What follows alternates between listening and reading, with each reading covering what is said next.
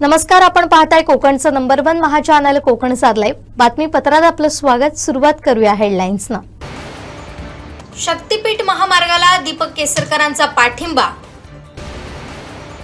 Police कर्मचाऱ्यांना संपवलं जीवन आणि शिक्षकांचा जिल्हाधिकाऱ्यांनी केला अपमान। आता पाहूया सविस्तर बातम्या। शेतकरी बागायतदार नागरिकांचा विरोध असताना शक्तीपीठमध्ये राज्यकर्ते कंत्राटदार नोकरशाह यांचा इंटरेस्ट आहे का, असा सवाल सामाजिक कार्यकर्ते डॉक्टर परुळेकर यांनी माजी मंत्री आमदार दीपक केसरकर यांना केलाय। दीपक केसरकर यांनी शक्तीपीठ महामार्गाच्या समर्थनार्थ केलेल्या वक्तव्याचा त्यांनी परखड शब्दात समाचार घेतलाय। सगळा सिंधुदुर्गाचा विकास थांबवून ठेवा आणि दुसरं काही करू नका, असं माझं स्पष्ट मत आहे। माझ्याशी एक दिवशी चर्चेला बसा। काय जैवविविधतेचं हे झालं, रोड गेल्यामुळे समृद्धी येणार, आम्ही बुकेर मारायचं का? तुम्ही रक्षण केलं का? आम्ही 60% जास्त ग्रीन कव्हर आम्ही राखलेलं आहे। तुमच्यापैकी कोण आला होता आजच्या गोष्टी करणार? तिथलं कोण आला होता तिथं हे राखायला? आमच्या लोकांनी जंगलं राखलेली आहे। तर मी ठाम माझ्याच भागातून जातो, मी ठाम माझा पाठिंबा आहे। फक्त मला फडणवीस साहेबांना आणि शिंदे साहेबांना एकच सांगायचं आहे की हा जो मार्ग येतो, जसा तुम्ही नागपूरहून येणाऱ्या समृद्धी मार्गाला वाढवण बंदराला जोडतो, तसा आमचा हा मार्ग रेडी बंदराला जोडा। एवढंच माझी मागणी आहे, बाकी काय नाही। सावंतवाडी विधानसभा क्षेत्राचे विद्यमान आमदार दीपक केसरकर हे माजी पालकमंत्री पण होते। त्यांनी असं विधान केलंय शक्तीपीठ महामार्गाबद्दल की आम्हीच इथला निसर्ग जपला एवढे वर्ष, आणि महाराष्ट्र राज्यात गडचिरोली आणि चंद्रपूर पेक्षा जास्त ग्रीन कव्हर हे सिंधुदुर्ग जिल्ह्यात आहे, आणि आम्हाला काय विकासापासून वंचित ठेवणार का? तर हा शक्तीपीठ महामार्ग हा समृद्धीचाच महामार्ग आहे वगैरे वगैरे ते बोलले। त्याचबरोबर त्यांनी असं एक विधान पण केलं की इथला ब्लॅक पॅन्थर बघायला पर्यटकांनी येऊ नये काय?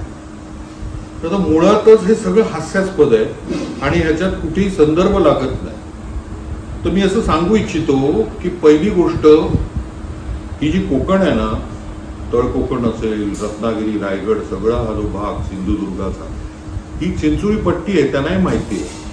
आणि ते जे खलाटी ते वलाटी अंतर आहे, हे समुद्र किनाऱ्यापासून ते सह्याद्रीच्या पायथ्यापर्यंत 50, 60, 70 किलोमीटर अशी एक पट्टी आहे भौगोलिक। आणि त्या कोकणासाठी 17 वर्ष, किती 17 वर्ष मुंबई गोवा महामार्ग करतातच आहे।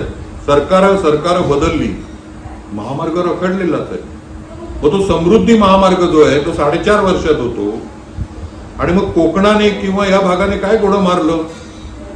तो आधी चौपदरी जो चांगला महामार्ग आहे तो जर व्यवस्थित केला तर या भागाला, म्हणजे सिंधुदुर्गाची लोकसंख्या 8.5 लाख, रत्नागिरीची 16 लाख, या भागाला एक मोठा महामार्ग पुरेसा आहे।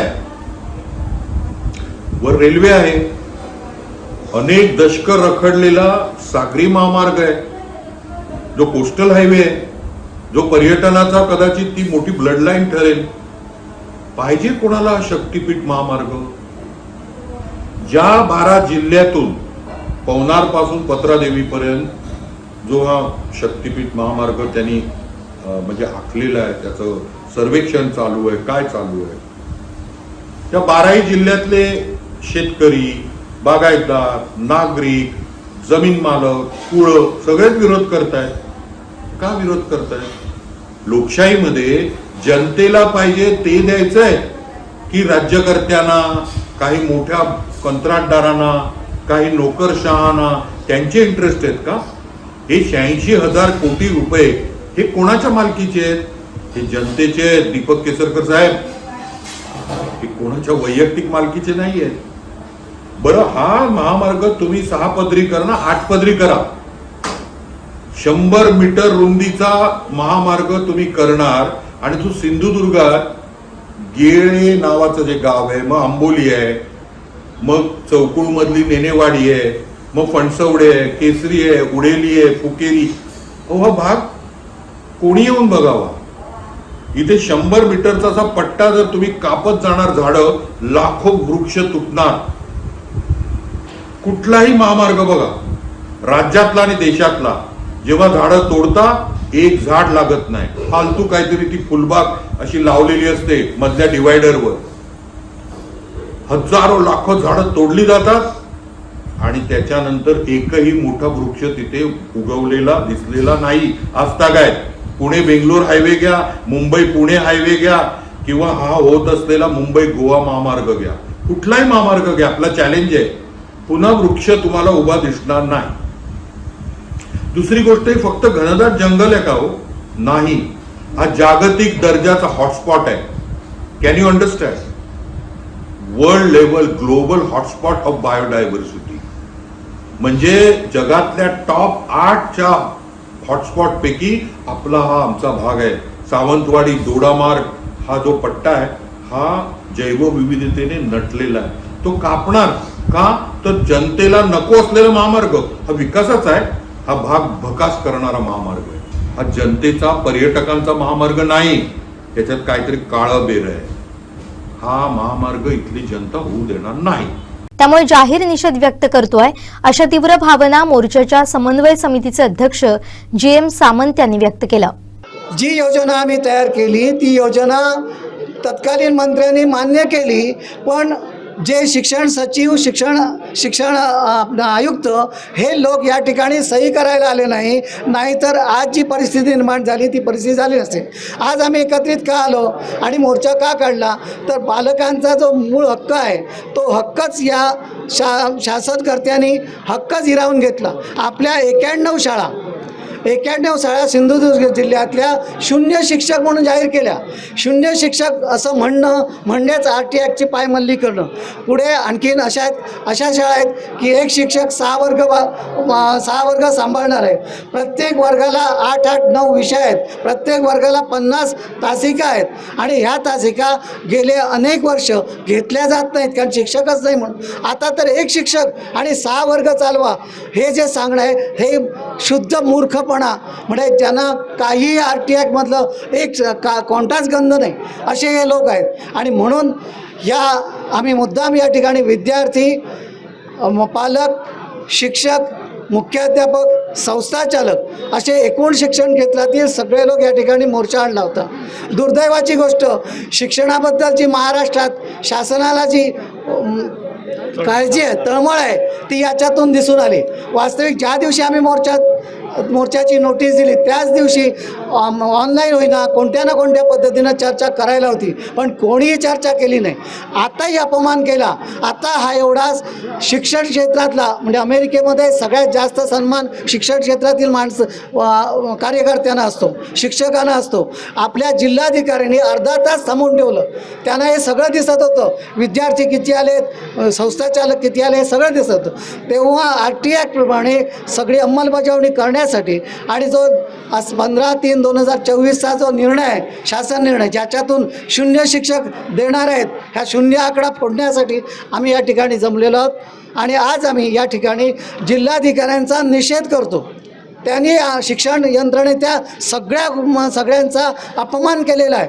खरं म्हणजे वास्तविक यांनी शिक्षण घेतलं आहे, यांनी काय आपल्या शिक्षकांना आणि मुख्याध्यापकांना काय सन्मान दिला असेल याचा प्रश्न आज निर्माण होतो. तो जर खरा सन्मान दिला असता तर आज ते सगळं थांबून इथं आले असते, पण त्यांना त्याची लाजही वाटली नाही आणि याच्यापुढे याच्यामुळे आमचा निषेध आहे. सर्व वार्ताहरांनी चौकटीत हे छापावं की आम्ही अर्धा तास थांबलो होतो बाहेर, यांनी रिस्पॉन्स दिला नाही. खाजगी लोकांना भेटत होते परंतु आम्हाला भेटले नाहीत आणि म्हणून आम्ही त्यांचा जाहीर निषेध करत आहोत.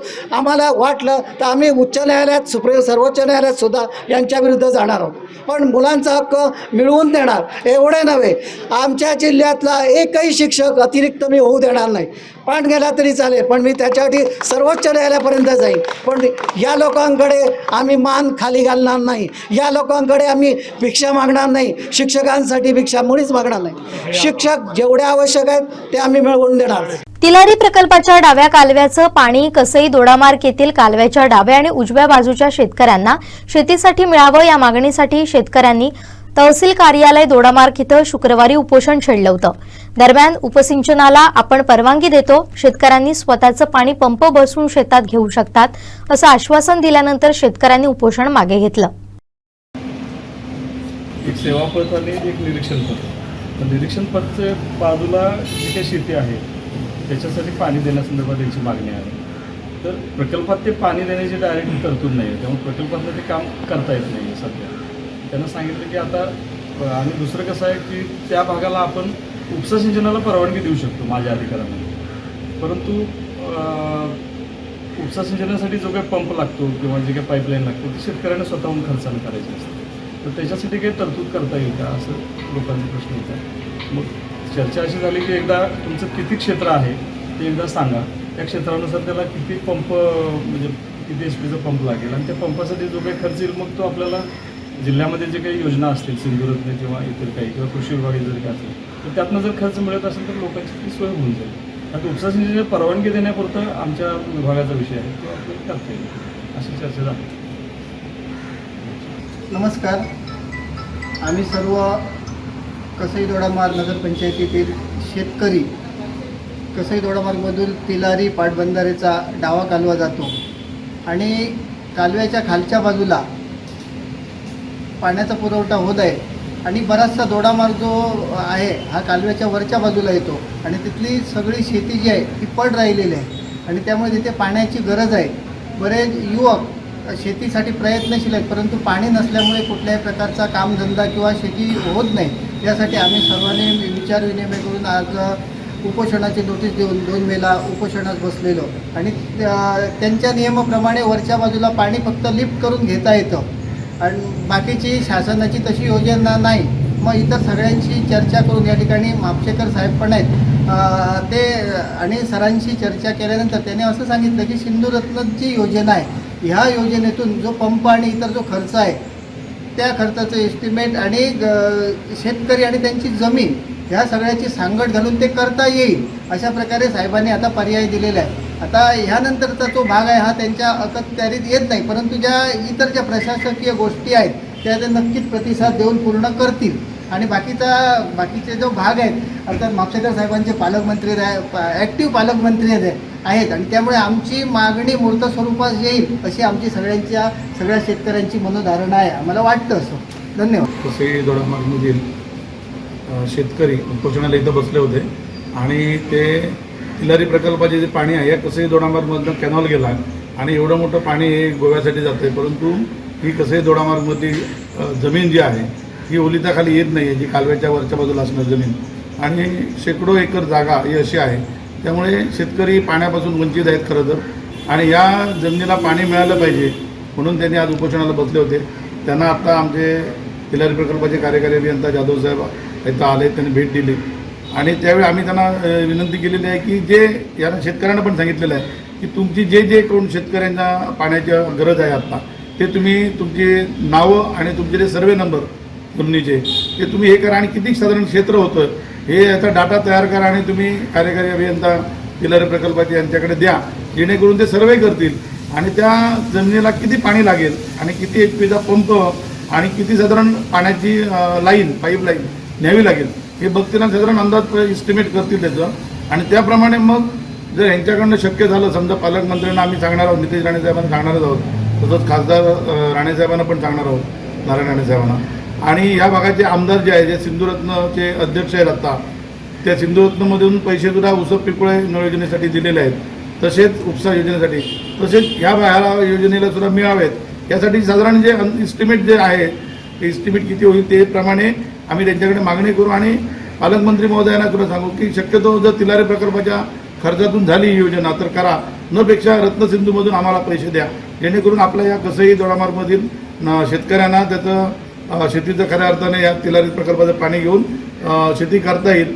आणि आज या आजूबाजूच्या जमिनी त्या दिल्ली हरियाणा किंवा इतर भागात गोव्यातील लोक येऊन घेत आहेत, त्या पडीक जमिनी असल्यामुळे लोक येऊन विकत आहेत शेवटी नावेला त्याने पाणी नसल्यामुळे, मग त्या किमान विकायच्या तरी बंद होतील आणि आपल्या या तरुण ह्या भागातच आपली शेती करतील असे आम्ही त्यांना आता हे सांगितलेलं आहे. त्याप्रमाणे ते आता या 2-4 दिवसात तो डाटा तयार करून कार्यकारी अभियंत्याकडे देतील आणि त्याचा पुढचा मग पाठपुरावा त्यांनी एस्टिमेट करून दिल्यानंतर मग आम्ही पालकमंत्र्यांकडे आणि राणे साहेबांकडे केसरकर साहेबांकडे करू आम्ही निश्चितपणे.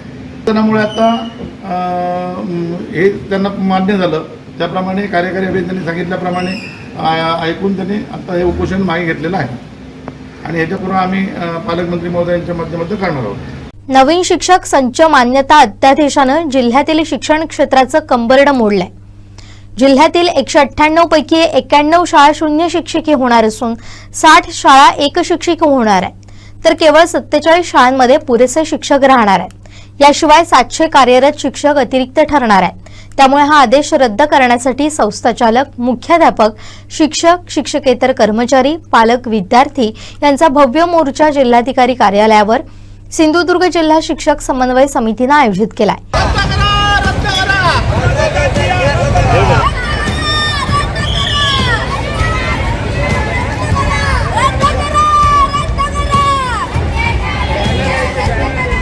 या मोर्चात मोठ्या संख्येनं संस्थाचालक, मुख्याध्यापक, शिक्षक, शिक्षकेतर कर्मचारी, पालक, विद्यार्थी आदी सहभागी झाले होते. ओरोस येथील श्रीदेव रवळनाथ मंदिराकडून या मोर्चाला सुरुवात झाली आणि या मोर्चाची सांगता जिल्हाधिकारी कार्यालयाजवळ झाली.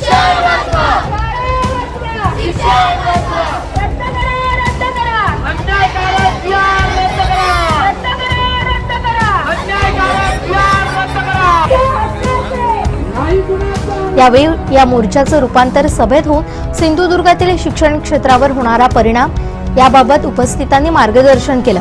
यावेळी सिंधुदुर्ग जिल्हा मुख्याध्यापक संघ अध्यक्ष वामन तर्फे, मराठा शिक्षक, शिक्षकेतर कर्मचारी महासंघ जिल्हाध्यक्ष दिनेश माडगुळ, शिक्षक भारती सिंधुदुर्ग अध्यक्ष प्रशांत आडेलकर, माध्यमिक अध्यापक संघ अजय शिंदे, सिंधुदुर्ग जिल्हा कास्ट ट्राईब संघटना सचिव अभिजित जाधव, कास्ट ट्राईब कर्मचारी संघटना जिल्हाध्यक्ष संदीप कदम, शिक्षक भारती सिंधुदुर्ग कार्यवाह संजय वेतुरेकर यांसह हरिश्चंद्र मांजरेकर, चंद्रकांत चव्हाण, रत्नाकर सरवणकर, राजेंद्र राठोड, हनुमंत वायके, संदीप कदम, संजय पेंडुरकर, नारायण कोठावळे इतर संघटना पदाधिकारी उपस्थित होते. गरिबांचं शिक्षण हे हिरावून घेतलं जात आहे, ते मिळालं पाहिजे यासाठी ज्यांच्या मनामध्ये तळमळ आहे, असे तळमळ असणारे आपल्या सिंधुदुर्ग जिल्ह्यातील हे सुजाण नागरिक ग्रामस्थ यांचं या मोर्चाच्या निमित्ताने सिंधुदुर्ग जिल्हा मुख्याध्यापक संघ आणि संस्थाचालक संघ आणि सर्व शिक्षण क्षेत्रात असणाऱ्या या संघटना यांच्या माध्यमातून आपण सर्वांचं स्वागत करत आहोत. ग्रामीण भागातील शाळांवर फार मोठा परिणाम झालेला आपल्याला दिसतो. रत्नागिरी जिल्ह्यामध्ये साधारण 67 शाळा, तर आपल्या जिल्ह्यामध्ये तेवढ्या शाळा या 0 किंवा 1 या हे शासनाचं सगळ्यात महत्वाचं म्हणजे या शासनापेक्षा प्रशासकीय जे अधिकारी आहेत, या अधिकाऱ्यांच्या लक्षात आलं पाहिजे की ज्या ठिकाणी अगदी डोंगराळ, अगदी 5-5, 7-7 किलोमीटर विद्यार्थी सध्या सुद्धा चालत येतात, अशा ठिकाणच्या शाळा जर बंद झाल्या तर या विद्यार्थ्यांना 10-10, 12-12 किलोमीटरची पायपीट करावी लागणार. आणि जो 2009 साली शिक्षण शासनाने अंमलात आणायचं ठरवलेलं आहे त्याला शासनच हाताळ फासत आहे. या शिक्षण चळवळीतील प्रत्येक चाहता, शिक्षणाचा चाहता या कडाक्याच्या उन्हाळ्यात सुद्धा या ओरोस नगरीमध्ये या ठिकाणी हजर राहिला. सिंधुदुर्गच्या कानाकोपऱ्यातून यातूनच राज्य शासनाच्या या अधिकाऱ्यांना, मुजोर अधिकाऱ्यांना म्हणतो मी, ज्याने हा GR काढला की ज्या अधिकाऱ्यांना शिक्षण दिसलं नाही, या सर्वांच्या मुलांना, विद्यार्थ्यांना शिक्षणापासून वंचित ठेवण्याचा जो 15 मार्च 2024 जो GR काढला, त्या मुजोर अधिकाऱ्यांना निश्चितपणे या मोर्चाने जाग येईल, डोळे उघडतील, एवढे या प्रसंगी मी सांगतो. प्रातिनिधिक स्वरूपामध्ये काही विद्यार्थी या ठिकाणी आले, ते विद्यार्थी टाहो पडून सांगतायत, अरे आमचं शिक्षण बंद नका करू. ज्या शाहू, फुले, आंबेडकर, राजा राममोहन रॉय, रानडे या सर्वांनी जे शिक्षण चालू केलं, या संविधानाने शिक्षण चालू केलं, ज्या शिक्षणाचे विकेंद्रीकरण झालं, त्या शिक्षणाचं केंद्रीकरण करण्याचं काम हे सरकार यांचे अधिकारी करतायत. हे फार क्लेशदायक आहे, हे फार दुःखदायक आहे. या सिंधुदुर्ग जिल्ह्याने बंद केलेलं वेतनेतर अनुदान सुरू करण्याची ताकद ज्या सिंधुदुर्ग जिल्ह्यामध्ये होती आपण सगळे एकत्रित आलो आणि ते संबंध महाराष्ट्राला मिळवून दिलं। महाराष्ट्रामध्ये सिंधुदुर्ग जिल्ह्याला विशेष सन्मान आहे, कुठेही तुम्ही गेलात तरी त्याची दखल घेतली जाते। ज्या लोकांना शासनाने शिक्षकांना कमी करा म्हणून सांगितलं होतं 2013च्या शासन निर्णयाने आणि बंदी आहे म्हणून सांगितलं होतं, सिंधुदुर्ग जिल्हा प्रथम सॅम्पल म्हणून 13 शिक्षक घेऊन हायकोर्टामध्ये गेला, तिथं न्याय मिळवून दिला, ते 13ही कायम झाले। एवढेच नव्हे तर महाराष्ट्राचे हजारो शिक्षक कायम झाले। हा सगळा सन्मान आपल्याला आहे।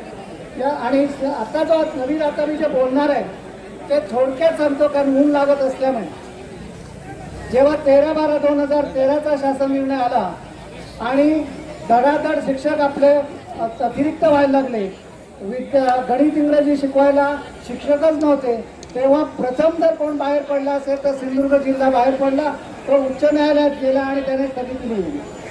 त्यानंतर आणखीन 15 रीत तयार झाले महाराष्ट्रातले, पण आपली प्रमुख मागणी होती की RT ॲक्टमध्ये जे शेड्यूल आहे त्या शेड्यूलमध्ये कोणत्या प्रमाणामध्ये शिक्षक ठेवावे हे सेंट्रल गव्हर्नमेंटने ठरवून दिलेलं आहे, त्याच्यामध्ये परिवर्तन करायचं नाही अशी तंबीच आहे जवळजवळ सगळ्यांना। असं असताना त्याचा उलट अर्थ आपल्या महाराष्ट्र शासनाने काढला। का काढला तर RT ॲक्ट प्रमाणे संबंध महाराष्ट्रामध्ये एकही शाळा परिपूर्ण नव्हती आणि अशी शाळा जर परिपूर्ण करायची झाली असती तर शासनाला 1 लाख कोटीपेक्षा जास्त रुपये लागले असतील। नंतर किमान 2 शिक्षक द्यायचे, कारण गुणवत्तापूर्ण शिक्षण झालं पाहिजे म्हणून। परंतु आपल्या महाराष्ट्र शासनाने ही उलटीच व्याख्या केली आणि एकूण विद्यालयातील शिक्षकांच्या संख्येवर विद्यार्थी शिक्षक नेमायला सुरुवात केली आणि धडाधड शिक्षक कमी केले। आणि याच्यासाठी आपण सर्वोच्च न्यायालयात गेलो, मुद्दाम सांगतोय कारण आपला निर्णय आपल्या बाजूने आहे म्हणून सर्वोच्च न्यायालयात गेलो। सर्वोच्च न्यायालयाने महाराष्ट्र शासनाला सांगितलं की जे काय सुप्रीम कोर्टात सिंधुदुर्ग जिल्ह्याचा जो रीत आहे, आपला अपील आहे, त्याचा निर्णय हाच कायम राहणार। पुढे दरम्यान केरळ हायकोर्टाने आपली जी बाजू होती तर मान्यता तत्कालीन शिक्षण मंत्र्यांनी दिलेल्या आहे। आता जे काय ढवळाढवळ करतायत त्याच्यासाठी आपलं आंदोलन आहे। आमचा मुलांचा जो हक्क आहे तो हक्क त्यांना मिळाला पाहिजे, मोफत शिक्षणाचा हक्क। एकही विद्यार्थी ग्रामीण भागातला शिक्षणापासून वंचित होता कामा नये, त्याला शिक्षण मिळालं पाहिजे। RT ॲक्टमध्ये सर्व केंद्र शासनाला शिक्षक किती ठेवायचे, कशी शाळा ठेवायचे अधिकार सगळे राखून केंद्र शासनाने ठेवले, राज्य शासनाला याच्यात कोणताही अधिकार नाही। पण राज्य शासन त्या कायद्यातील तरतुदीच्या विरुद्ध शासन निर्णय काढून एक सुप्तपणे अशी एक विचार करते मराठी शाळा बंद पाडणे। आणि याच्यासाठी हे 2013पासून हे सगळे प्रयत्न चालू आहेत। हे प्रयत्न हाणून पाडण्याचे आमचे जी समिती एकत्रितपणे आम्ही सिंधुदुर्ग जिल्ह्यामध्ये संस्थाचालक संघटना, मुख्याध्यापक संघटना, इतर सर्व शिक्षक शिक्षकेतर संघटना एकत्रित येऊन लढा देत आहोत आणि हा विषय आम्ही सर्वोच्च न्यायालयापर्यंत नेऊन पोहोचवला। दरम्यान केरळ हायकोर्टाने जे स्पष्टीकरण द्यायला पाहिजे होतं कायद्यातल्या त्या तरतुदीचं, जी तरतूद अशी आहे की 1 ते 5 येताना 60 मुलांपर्यंत 2 शिक्षक, आता ही तरतूद प्रत्येक तुकडीसाठी आहे, परंतु ही तरतूद एकूण शाळेसाठी लावली आणि अक्षरशः शाळा सगळ्या कंगाल केल्या, शाळेतील शिक्षक बाहेर काढले, विद्यार्थ्यांना कोणतंही शिक्षण मिळू नये अशी व्यवस्था केली। आणि याचा अर्थ व्हावा म्हणूनच आम्ही सुप्रीम कोर्टात गेलो होतो की ही तरतूद प्रत्येक वर्गासाठी आहे की एकूण शाळेतल्या मुलांसाठी आहे, याचं स्पष्टीकरण सुप्रीम कोर्ट देणार होतं।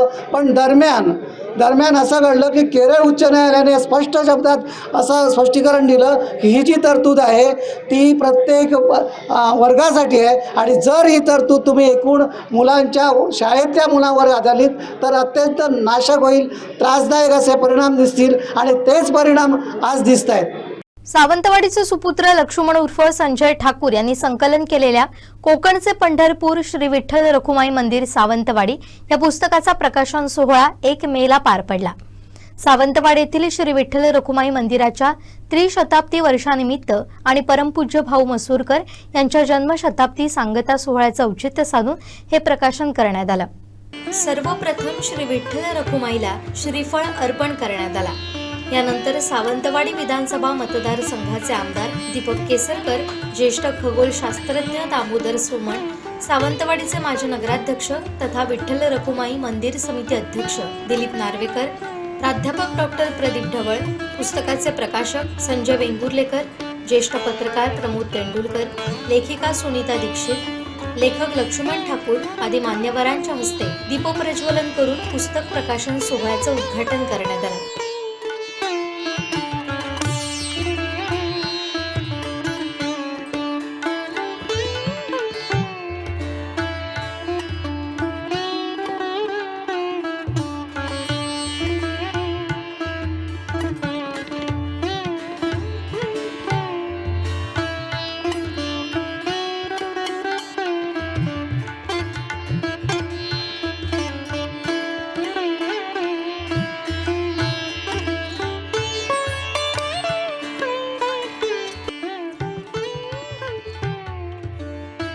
यावेळी उपस्थित मान्यवरांचा शाल, श्रीफळ, पुष्पगुच्छ, सन्मानचिन्ह देऊन सत्कार करण्यात आला.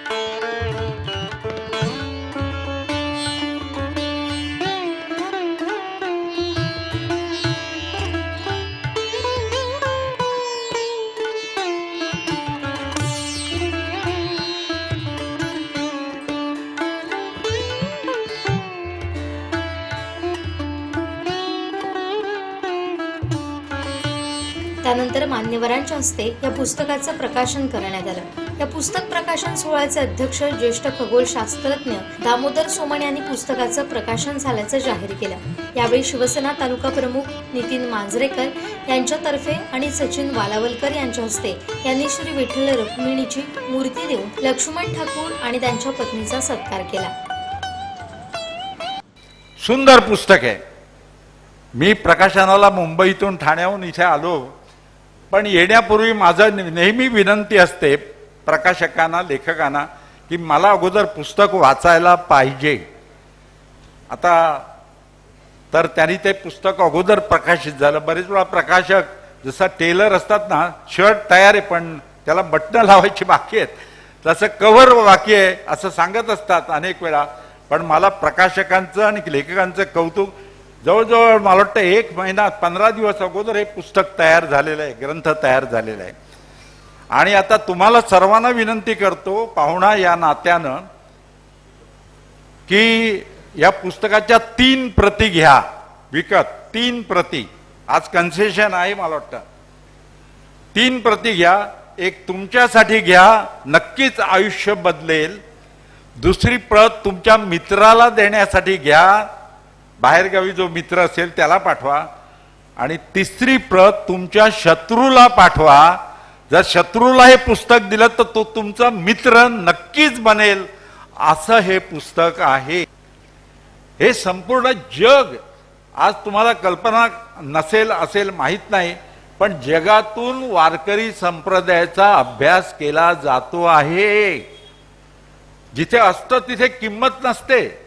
बाहेरच्या लोकांना कळलं वारकरी संप्रदायाने काय देणग्या दिलेल्या आहेत जगाला. पहिली गोष्ट म्हणजे वेदांचं तत्वज्ञान हे सोप्या शब्दात अभंग आणि ओवीमध्ये जनतेला उपलब्ध करून दिलं वारकरी संप्रदायाने.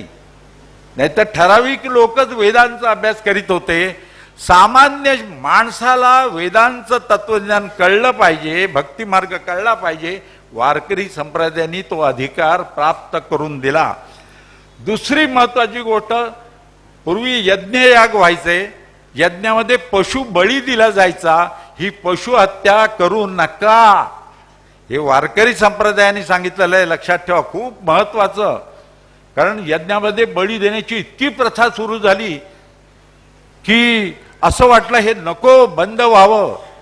मग भगवान कृष्णानं आपल्याला माहिती असेल गीतेमध्ये सुद्धा सांगितलं, तुमचं कर्तव्य कर्म करा, ते यज्ञासारखं आहे. हे महत्वाचं. वारकरी संप्रदायाने तिसरी देणगी जगाला दिली, ती म्हणजे समानता. ईश्वर तुझ्यात पण आहे, ईश्वर माझ्यात पण आहे. म्हणून बघा, दोघेही एकमेकाला नमस्कार करतात. तुम्ही वाळवंटात वारकरी तुम्ही गेला असाल पंढरपूरला, हे तर कोकणचं पंढरपूर, जेव्हा वारीला जातात तो एकमेकाला नमस्कार करतात. अद्वैत तत्वज्ञान, समानता, जाती धर्म कसलाही भेद ना, शैव वैष्णव नाही भेद, हे वारकरी संप्रदायाने सांगितलं. मित्रांनो, जगामध्ये आक्रमण झालेला कुठला देश असेल तर भारत देश आहे, लक्षात ठेवा. आणि आक्रमण का झाली तर आपसात भांडत राहिले संप्रदाय, जाती भेद संपूर्ण, हे संपूर्ण दूर करण्याचं काम वारकरी संप्रदायाने केलेलं आहे. सर्व समान आहेत, हे विशेष. आणखी महत्वाची गोष्ट कदाचित इथे तरुण वर्ग आहे त्यांना माहीत नसेल, 4 पुरुषार्थ सांगितलेले आहेत. 4 पुरुषार्थ. पहिला म्हणजे धर्म, अर्थ, काम आणि मोक्ष. मोक्ष पाहिजे कशाला? संसारातून मुक्ती मिळण्यासाठी. वारकरी संप्रदायानं सांगितलं मोक्ष नको, मोक्षासाठी करायचं नाही, सुटका करून घ्यायची नाही, तर भक्ती करायची. भक्ती हा शेवटचं ध्येय आहे, हे वारकरी संप्रदायानं सांगितलं. भक्तीमध्ये किती सामर्थ्य आहे हो, जबरदस्त सामर्थ्य. म्हणजे पाण्यामध्ये भक्ती मिसळा तीर्थ बनतं, अन्नामध्ये भक्ती मिसळली तर प्रसाद बनतो, गीतामध्ये भक्ती, गाण्यामध्ये भक्ती मिसळली की अभंग बनतो त्याची, घरामध्ये भक्ती असेल तर बघा घराचं मंदिर बनतं.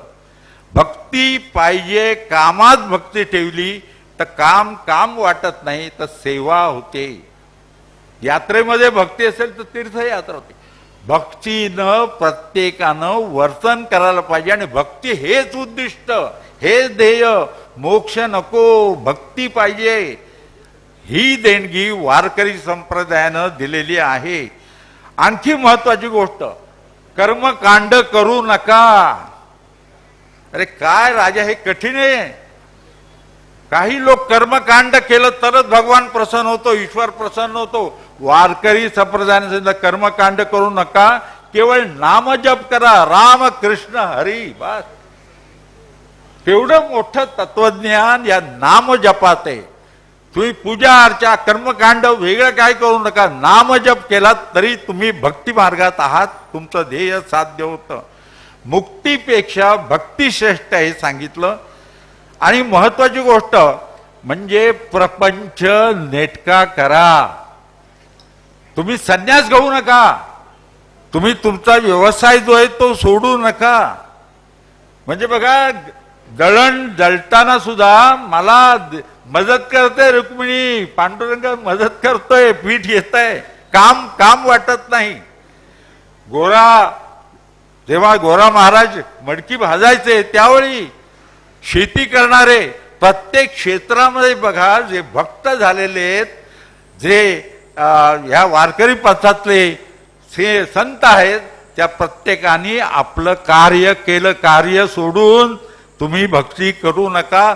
हा मोठा संदेश जो आज आवश्यक आहे. तुम्ही नोकरी करा, व्यवसाय करा आणि भक्ती करा, हा संदेश त्यांनी दिलेला आहे. आणखी एक मित्रांनो महत्वाची गोष्ट, भांडण, द्वेष, मत्सर, सूड घेणं, ह्या सर्व गोष्टी टाळून आदर, प्रेम, मदत हे करा. हे वारकरी संप्रदायाने सांगितलं जगाला. आणखी म्हणजे व्यसनापासून दूर राहा.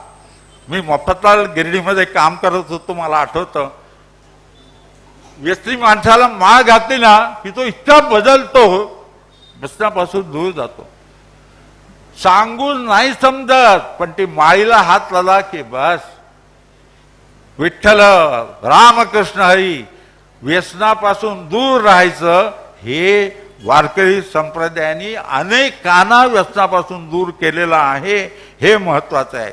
नंतर सर्व सामान्यासाठी भक्ती मार्ग हा खुला केला. क्लिष्ट होता, मंत्रतंत्रात अवडंबरात तो लुडबुडलेला होता, त्याला मुक्त केलेलं आहे.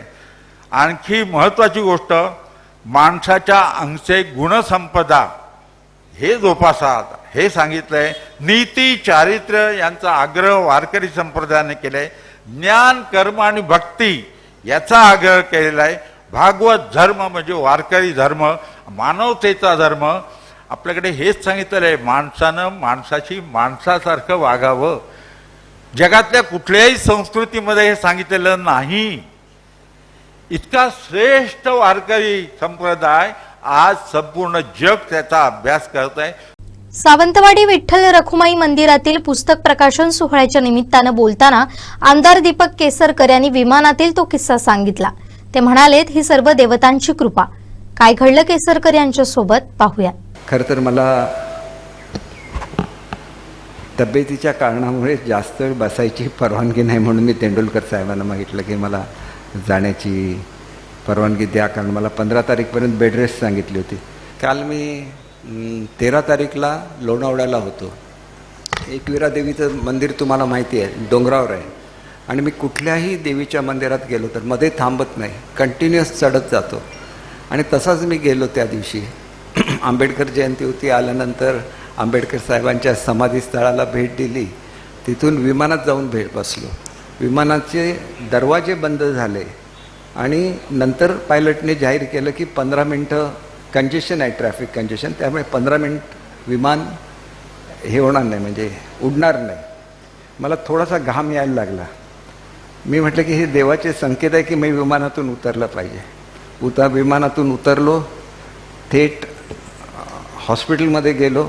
तिथल्या तिथं एन्जिओप्लास्टी केली तर 100% ब्लॉकेज होतं. म्हणजे कुठल्याही क्षणी मला हार्ट अटॅक येऊ शकला असता. पण विमान जर 15 मिनटं पूर्वी उडलं असतं तर मी विमानातच असलो असतो, माझ्यावर कोण उपचारच करू शकला नसतं.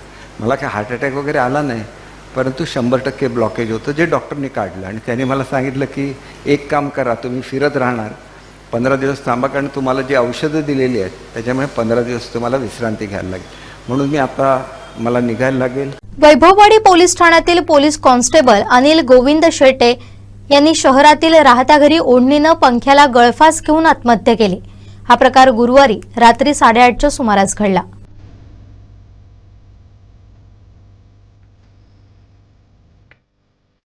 वैभववाडी तालुक्यातील पोलीस कर्मचाऱ्यानं आत्महत्या करून जीवन संपवलं. अनिल शेट्टे हे गेल्या काही वर्षांपासून वैभववाडी पोलीस ठाणे इथं सेवा बजावत होते. मध्यंतरी विजयदुर्ग पोलीस ठाण्यात त्यांची बदली झाली होती. त्यानंतर ते पुन्हा वैभववाडी पोलीस ठाण्यात आले. शहरातील एका गृहसंकुलात ते कुटुंबासह राहत होते. मात्र त्यांची गेल्या काही दिवसांपासून मानसिक स्थिती ठीक नव्हती. त्यांच्यावर मानसिक आजाराचे उपचार सुरू होते. 2 दिवसांपूर्वीच ते उपचारासाठी कोल्हापुरातून जाऊन आले होते. नेहमीप्रमाणे गुरुवारी सायंकाळी त्यांची पत्नी खोलीत जेवण बनवत होती. त्यावेळी अनिल हे बेडरूममध्ये होते. बराच वेळ त्या खोलीतून बाहेर आले नाहीत. त्यानंतर पत्नीनं हाक मारली, परंतु त्यांनी प्रतिसाद दिला नाही. त्यामुळे पत्नीनं खिडकीतून डोकावून पाहिलं असता ते पंख्याला लटकलेल्या अवस्थेत दिसले. त्यांनी आरडाओरड केल्यानंतर शेजारचे ग्रामस्थ धावत आले. तसेच याची माहिती पोलीस ठाण्यात दिल्यानंतर तातडीनं पोलिसांनी धाव घेत दरवाजा तोडून त्यांना खाली उतरलं. त्यानंतर तात्काळ वैभववाडी ग्रामीण रुग्णालयात दाखल केलं. त्या ठिकाणी उपचारापूर्वीच डॉक्टरांनी त्यांना मृत घोषित केलं. शवविच्छेदन करून दुपारी मृतदेह नातेवाईकांच्या ताब्यात देण्यात आला. त्यांच्या पश्चात पत्नी, 2 मुली, आई वडील असा परिवार आहे. श्रीधर साळुंखे, कोकणसाद लाईव्ह, वैभववाडी.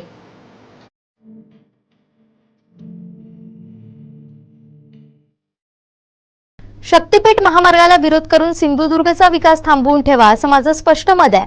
जैवविविधतेचं काय नुकसान होतं यासाठी माझ्यासोबत चर्चेला बसा. हा रोड गेल्यामुळे समृद्धी येणार आहे, अन्यथा आमच्या लोकांनी भुकेनं मरायचं का? इथं उद्योग विकास व्हायला नको का? असा सवाल माजी मंत्री आमदार दीपक केसरकर यांनी केलाय. ग्रीन कव्हर आमच्या लोकांनी राखलंय, आता बोलणारे कोणी तेव्हा आले नाहीत. आमच्या लोकांनी जंगलं राखलीत, त्यावर अधिकारही त्यांचाच आहे. महामार्ग माझ्या मतदारसंघातून जातोय, माझा ठाम पाठिंबा आहे, असंही दीपक केसरकर म्हणाले. सगळा सिंधुदुर्गाचा विकास थांबवून ठेवा आणि दुसरं काही करू नका, असं माझं स्पष्ट मत आहे. माझ्याशी एक दिवशी चर्चेला बसा. काय जैवविविधतेचं हे झालं, रोड गेल्यामुळे समृद्धी येणार. आम्ही भुकेवर मरायचं का? आमच्या लोकांनी भुकं मरायचं का? तिथे इंडस्ट्रीज यायला नको, तिथे विकास यायला नको. तुम्ही रक्षण केलं का? आम्ही 60% जास्त ग्रीन कव्हर आम्ही राखलेलं आहे. तुमच्यापैकी कोण आला होता आजच्या गोष्टी करणार? तिथलं कोण आलं होतं तिथं हे राखायला? आमच्या लोकांनी जंगलं राखलेली आहे, त्याच्यावर अधिकारसुद्धा आमच्याच लोकांचा आहे. आम्हीच राखलेल्या जंगलांच्या ह्याच्यावर तुम्ही आमचाच विकास थांबवणार? कुठली नीती आहे ही? तुम्ही जावा ना, ज्या ठिकाणी 5%, 10% ग्रीन कव्हर नाही तिथे जाऊन झाडं लावा. तुमच्यापैकी एकाने केलं आहे का? हे नाही केलं. आमची लोक कोकणी आहेत, आम्हाला झाडांची आवड आहे. आम्ही प्रत्येक ठिकाणी एक झाड तोडलं की आम्ही तिथं काजू लावतो, तिथं आम्ही आंबा लावतो, तिथं आम्ही फणस लावतो. त्यांचं रक्षण आम्ही करतो. तुम्ही काय केलेलं? तुम्ही काय नाही केलेलं. तुम्ही गोष्टी करता. तुमचं कार्य थोर आहे. मी काय तुमच्यासारखा मोठा हे नाही. परंतु आमचा संपूर्ण विकास थांबवून तुम्ही क्रेडिट घेणार आणि आमच्या लोकांनी भुके मारायचं. काय केलं आहे तुम्ही? मला दाखवा ना एक प्रोजेक्ट. मी तरी निदान समजा आपलं हर्बल मेडिसिन्स आहेत, प्लांटेशनचे प्रोग्राम सुरू केले. ज्या ठिकाणी ऐन किनारची झाडं आहेत तिथं टसर सिल्क करायला सुरुवात केली. तुम्ही काय केलं आहे? तुम्ही काहीच नाही केलेलं. आम्ही वनमृताचे प्रोजेक्ट काढले. आम्हाला स्वतः कळतं ना, आमची झाडं मरता कामा नये, त्याच्याचबरोबर आमचं उत्पन्न वाढलं पाहिजे. आणि तुम्ही साधा आमचा एखादा रस्ता गेला तरी त्याला विरोध करणार? कुठला नाही आहे. आमच्याकडे यायला नको का समृद्धी? उद्या तिथला टायगर बघितल्यानंतर नागपूरचा, इथला ब्लॅक पॅन्थर बघायला यायला नको का कोणी? समृद्धीला बसून आमचे समुद्रकिनारे बघायला यायला नको का कोणी? तिथं काय नाही दिसत नागपूरला समुद्र बिमुद्र. समुद्र बघायचं असलं तर कोकणातच यायला लागतं. तर मी ठाम माझ्याच भागातून जातो. मी ठाम माझा पाठिंबा आहे. फक्त मला फडणवीस साहेबांना आणि शिंदे साहेबांना एकच सांगायचं आहे की हा जो मार्ग येतो, जसा तुम्ही नागपूरहून येणाऱ्या समृद्धी मार्गाला वाढवण बंदराला जोडलं, तसा आमचा हा मार्ग रेडी बंदराला जोडा. एवढंच माझी मागणी आहे, बाकी काय नाही. कारण माल गेला पाहिजे तर रेडीला बंदर आहे आणि हा जातोय रेडीच्या शेजारी रस्ता. तर तिथून तुम्ही त्याला एक ब्रँच काढा. जशी तुम्ही वाढवणला काढली तशी आमच्या एक रेडीला काढा. म्हणजे आमच्या रेडी बंदरामधून नागपूरची संत्री परदेशात जाऊ शकते. असं बघा, one has to be positive. मी कोणालाही वाईट म्हणत नाही. जे तळमळ करणार आहेत त्यांना मी वाईट म्हणत नाही. त्याच्यामध्ये अनेक लोक आमचे मित्र आहेत, आम्ही त्यांच्यावर प्रेम करतो. परंतु तुम्ही काय करता त्याला विचार करा. ओपन प्लॅटफॉर्मवर बसूया कधीतरी. तुम्ही लावलेली झाडं आहेत का ती? आमचे लोक लावतात झाडं. आमची लोक पोफळी लावतात, आमची लोक माड लावतात. नारळाच्या प्रोडक्शनमध्ये महाराष्ट्रात 1 नंबरला आहे सिंधुदुर्ग जिल्हा. काजूच्या प्रोडक्शनमध्ये सिंधुदुर्ग आणि रत्नागिरी मिळून 98% काजूची निर्मिती ही आमच्या भागामध्ये. तुम्ही येऊन इथं केलं का? आमच्या शेतकऱ्यांनी हे केलेलं आहे. प्रत्येक गोष्टीमध्ये, आंब्यामध्ये रत्नागिरी आणि सिंधुदुर्ग मिळून हापूस आंब्याच्या 99% इथं तयार होतं. आमच्या लोकांची ती झाडं. मग कुठलं तरी काहीतरी आणायचं आणि आमचा आंबासुद्धा गेला पाहिजे ना नागपूरला. तो दिल्लीला सुद्धा गेला पाहिजे. हायवेने तर जाणार कसा आमचा आंबा? तुम्ही खूप म्हणाल, असं नाही चालत. आमच्या लोकांचं भलं करून निसर्गाचं पर्यावरण करण्याची जबाबदारी आमची आहे. आम्ही ती पूर्ण करू. आजपर्यंत आम्ही हे करून दाखवलेलं आहे. आणि एवढं ग्रीन कव्हर चंद्रपूर आणि गडचिरोली सोडून फक्त सिंधुदुर्गमध्ये, फक्त सिंधुदुर्ग, याचा मला साथ चालू आहे. राणे कुटुंबियांशी माझे जवळचे संबंध आहेत. माझी एंजिओप्लास्टी झाल्यानं पालकमंत्री नितेश राणे तब्येतीची विचारपूस करण्यासाठी आले होते. आता मी ठणठणीत आहे. या भेटीवेळी सिंधुदुर्ग जिल्ह्याच्या विकासासंदर्भात आमची चर्चा झाल्याची माहिती माजी मंत्री आमदार दीपक केसरकर यांनी दिली. एंजिओप्लास्टी झाली हा सुद्धा एक साईबाबांचा चमत्कार आहे की कोणाचे हार्ट डॅमेज झाल्याशिवाय कोण एंजिओप्लास्टी करत नाही. मला पहिल्यांदाच मी विमानात बसलं असताना, विमानात बसलो, दरवाजे बंद झाले आणि त्याच्यानंतर अनाऊन्स केलं पायलटने की 15 मिनटं उशीर आहे. त्याला मला थोडंसं घाम यायला सुरुवात झाला आणि मला एवढं कळतं की घाम आला म्हणजे पुढे काहीतरी धोका निर्माण होण्याची शक्यता आहे. मी लगेच त्यांना सांगितलं की मी खाली उतरतो. पुन्हा विमानाला एरोब्रिज लावला, खाली उतरलो, थेट हॉस्पिटलमध्ये गेलो, 100% ब्लॉकेज होतं. म्हणजे ते जर विमान सुटलं असतं तर मला 100% विमानामध्ये हार्ट अटॅक आला असता. काही न होता माझं ब्लॉकेज मोकळं केलं गेलं. आता ब्लॉकेज मोकळं केल्यानंतर तुम्हाला जी औषध दिली जातात त्याला तुम्हाला कंपल्सरी 15 दिवस बेड रेस्ट घ्यायला लागतं. माझी आजसुद्धा हार्टची कॅपॅसिटी ही 25 वर्षाच्या तरुण एवढी आहे. त्याच्यामुळे कोणी घाबरण्याचं कारण नाही की मी परत अनेक इलेक्शन लागलो की असलं काय नाही. परंतु मी एकदम सेफ आहे, काय काळजी करण्याचं कारण नाही. परंतु माझे राणे कुटुंबियांशी जवळचे संबंध आहेत, त्याच्यामुळे पालकमंत्री मुद्दाम माझ्या तब्येतीची चौकशी करायला आले होते. परंतु सिंधुदुर्ग जिल्ह्याच्या विकासाच्या प्रत्येक गोष्टीवर आम्ही चर्चा केली. पर्यटनापासून ते बंदर विकासापासून ते फिशरीजपासून ते आमच्या काजू आंबा सगळ्या केली. कारण अनायचे आम्ही शेवटी आम्हाला दुसरा काय हेच नसतं. म्हणजे आमचा बोलण्याचा विषय तोच असतो, आमच्या लोकांचं किती भलं होईल कोकणातल्या, हा आमचा इंटरेस्ट आहे. आणि म्हणून कोकणातले लोक आम्हाला वारंवार निवडून देतात. ज्या लोकांना केवळ आमदार खासदार व्हायचं आणि म्हणून ते कोकणाबद्दल काहीतरी बोलत असतील, तर तशा तऱ्हेचे आम्ही लोक नाही. आम्ही वेगवेगळ्या स्कीम करतो ज्यांनी आमचा बागायतदार समृद्ध होईल, शेतकरी समृद्ध होईल, मच्छीमार समृद्ध होईल. हीच आमचं अल्टिमेट गोल असतं. आमच्या महिला सुखी होतील. त्याच्यामुळे आम्ही अगदी भेटलो आणि महाराष्ट्र दिनाला आम्ही 100% महाराष्ट्राबद्दल अभिमान बाळगणारी लोक आहोत. आजच्या सकाळच्या माझ्या भाषणाचं मी सांगितलं. महाराष्ट्राचा मंगल कलश घेऊन यशवंतराव चव्हाण मुंबईत आले. मात्र आजही काही लोक बेळगावात मराठी राज्यापासून वंचित आहे. आमचं मन कन्नड सक्तीवेळी जळतं. हुतात्म्यांच्या त्यागामुळे महाराष्ट्र निर्माण झाला याची आम्हाला जाणीव आहे, असं मत आमदार दीपक केसरकर यांनी व्यक्त केलंय. की महाराष्ट्र 1 मेला महाराष्ट्र दिन झाला. महाराष्ट्राचा मंगल कलश घेऊन यशवंतराव चव्हाण मुंबईमध्ये आले. पण अजूनसुद्धा आमची लोक बेळगावमध्ये वंचित आहेत मराठी राज्यापासून. आणि आम्हाला जाणीव असते. आम्ही जाणीव असलेले लोक आहे, आम्ही राजकारणी लोक नाही. आम्हाला अजूनही आमचं मन जळतं बेळगावला ज्यावेळेला कर्नाटकची सक्ती होती त्यावेळेला. आणि आम्हाला 108 हुतात्म्यांची आठवण आहे ना. आम्ही काही तसे असे सेलिब्रेशन्स करत नाही. आम्ही त्या हुतात्म्यांची आठवण ठेवतो. त्यांनी केलेल्या त्यागामुळे मुंबईचं महाराष्ट्र झालं हे आम्ही नाही विसरणार. त्याच्यासाठी मुंबईला पालकमंत्री असताना मी सगळं तेच केलं आहे. आम्हाला अशी सवयच नाही. महाराष्ट्राचं जे दालन आहे, महाराष्ट्र एकीकडे जे महाराष्ट्राच्या ह्याची निर्मिती झाली ते दालन दुरुस्त करण्याचं पहिलं पालकमंत्री म्हणून मी हे दिलेलं आहे. त्यासाठी पैसे उपलब्ध करून दिलेले आहे. ज्या दादर चौपाटीवर हे दालन आहे त्या दादर चौपाटीची रुंदी वाढवण्यासाठी पैसे दिलेले आहेत. आम्ही छोट्या छोट्या गोष्टी मुंबादेवीसाठी, महालक्ष्मीसाठी, प्रत्येक गोष्टीला, सिद्धिविनायकसाठी प्रत्येकाला पैसे आम्ही देतो. का देतो? पालकमंत्री म्हणून किंवा मुख्यमंत्र्यांकडून घेऊन का देतो? आम्ही खरे हे आहोत, म्हणजे महाराष्ट्रीयन आहोत आणि मुंबईकर आहोत. मुंबई बनवलीच कोकणातल्या माणसाने. त्याच्यामुळे आमचे निम्मे लोक मुंबईतच राहतात. आम्हाला कोणाला सांगायला लागत नाही मुंबईचं प्रेम. भाजप जिल्हाध्यक्ष यांना नाही तर युती धर्म न पाळणाऱ्या प्रत्येकाला माझं उत्तर होतं. माझे देवेंद्र फडणवीस यांच्याशी अतिशय चांगले संबंध आहेत. त्या काळात शिवसेनेत गेलो नसतो तर मी भाजपातच असतो. मी भाजपात यावं असं फडणवीसांना वाटत होतं. आजही मी भाजपातून लढावं असं काही भाजपच्या लोकांचं मत आहे. शिवसेनेतून लढतो म्हणून विरोध होता. ही युती स्वर्गीय बाळासाहेब ठाकरे यांनी केली आहे. त्यामुळे एकमेकांची मनं दुखावली जाणार नाही त्याची काळजी प्रत्येकानं घ्यावी. मी कोणावर टीका केली नव्हती. त्यांनी केलेल्या वक्तव्यावर मी उत्तर दिलं. देवेंद्र फडणवीस आम्हाला कशी वागणूक देतात याचीही जाणीव ठेवली पाहिजे असा टोला लगावलाय. हे उत्तर अशा प्रत्येक व्यक्तीला आहे की जे युतीचा धर्म पाळत नाही. माझा कुठे विषय होता का? मी एखाद्या भाजपच्या माणसाला आमच्यामध्ये घेतलंय का?